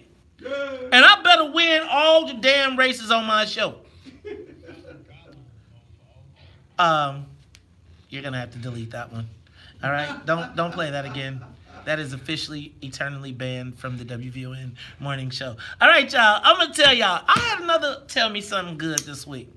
How about what I think I'm happy for? We just did this segment on the black political operatives. I am happy for all of the successful black people in the political operative world that I came from that won this week. Yes. Right? Shout out to my man Chad Hoosier. They better give him a big spot. Shout out to Larry Luster. Man, I was like, man, you ain't gonna cut them dreadlocks? How you gonna be running for Attorney General? Larry proved me wrong. Shout out to Omari Prince. Shout out to Christian Mitchell. Man, Executive Director of the Democratic Party of Illinois. They said interim. I hope he gets to keep that. And maybe they need to start an institute to teach our young black political operatives how they can be successful locally. Felicia, tell me something good. Shout out to Alderman Austin, who's continuing to put things in Marshall Plaza regardless of the Target threatening to leave. We have a new black-owned dental clinic, Love's Dental, as well as the Old Navy. So things keep moving, don't stop. That's what I'm talking about, Felicia. That's something good. Let me tell you, shout out to Alderman Austin for having an alternative plan. Hey, and on that black dental clinic, can I just tell y'all something? I'm really feeling the dental clinics. I got my teeth fixed like Cardi B. Y'all see, I got teeth now. They don't got no big old chip. I'm going to be following you very soon. I got my choppers. That's something good. I got my choppers fixed. That's right. And I'm going to tell y'all what else was something good this week. Y'all know what? I flew around the state of Illinois on a private jet, 6 cities. Yeah. I think that was something good. maybe Erica didn't win this time. Maybe that was something good, because now it's an opportunity to build some more relationships. Todd, I'm going to tell you, man. Black folks going to get free one way, one day, somehow, some way. I don't know if it's going to be in Chicago, though.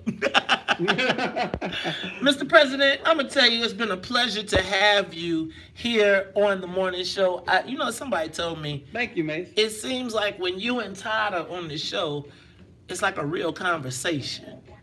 That you all are. I'm really enjoying the conversation. I feel like I could talk to somebody for once in my life. Besides your wife. Besides, I mean, you know what? Besides my wife, because got to send a shout out to Commissioner Carrie Steele, re-elected as the Commissioner of Water Reclamation, and I'm officially able to sleep in the bed every night now. It's like it don't go on and off. I've been in the bed 4 nights in a row. All right, and we're going to make it 5 tonight. Now, for Annette Flournoy in the newsroom, for Miss Sonia Escobar, the musical conductor of the Soul Plane, for Todd Stroger, former president of Cook County Board, I am the host of the WVON Morning Show, Mace Jackson. And if you don't like it, you can still tell them. Mace said, we out of here. Peace. The talk of Chicago and the voice of the nation. 1690 WVON, Berwyn, Chicago. Yes, it's fun. Todd, it was a great week once again. Put another shout out for Monday. Huh? Put another shout out for Monday, please.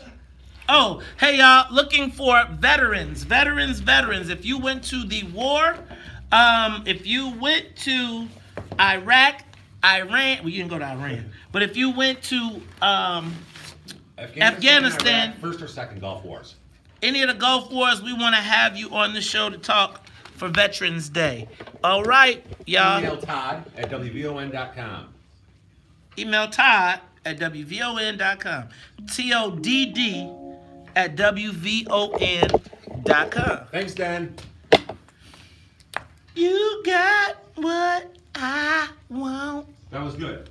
I mean, some people got it right away. I had some callers were way off track, you know. Right. But I think that's the ones that got on were what we're trying to do. Yes, they were. Yeah, that's right. All right, y'all. Peace out.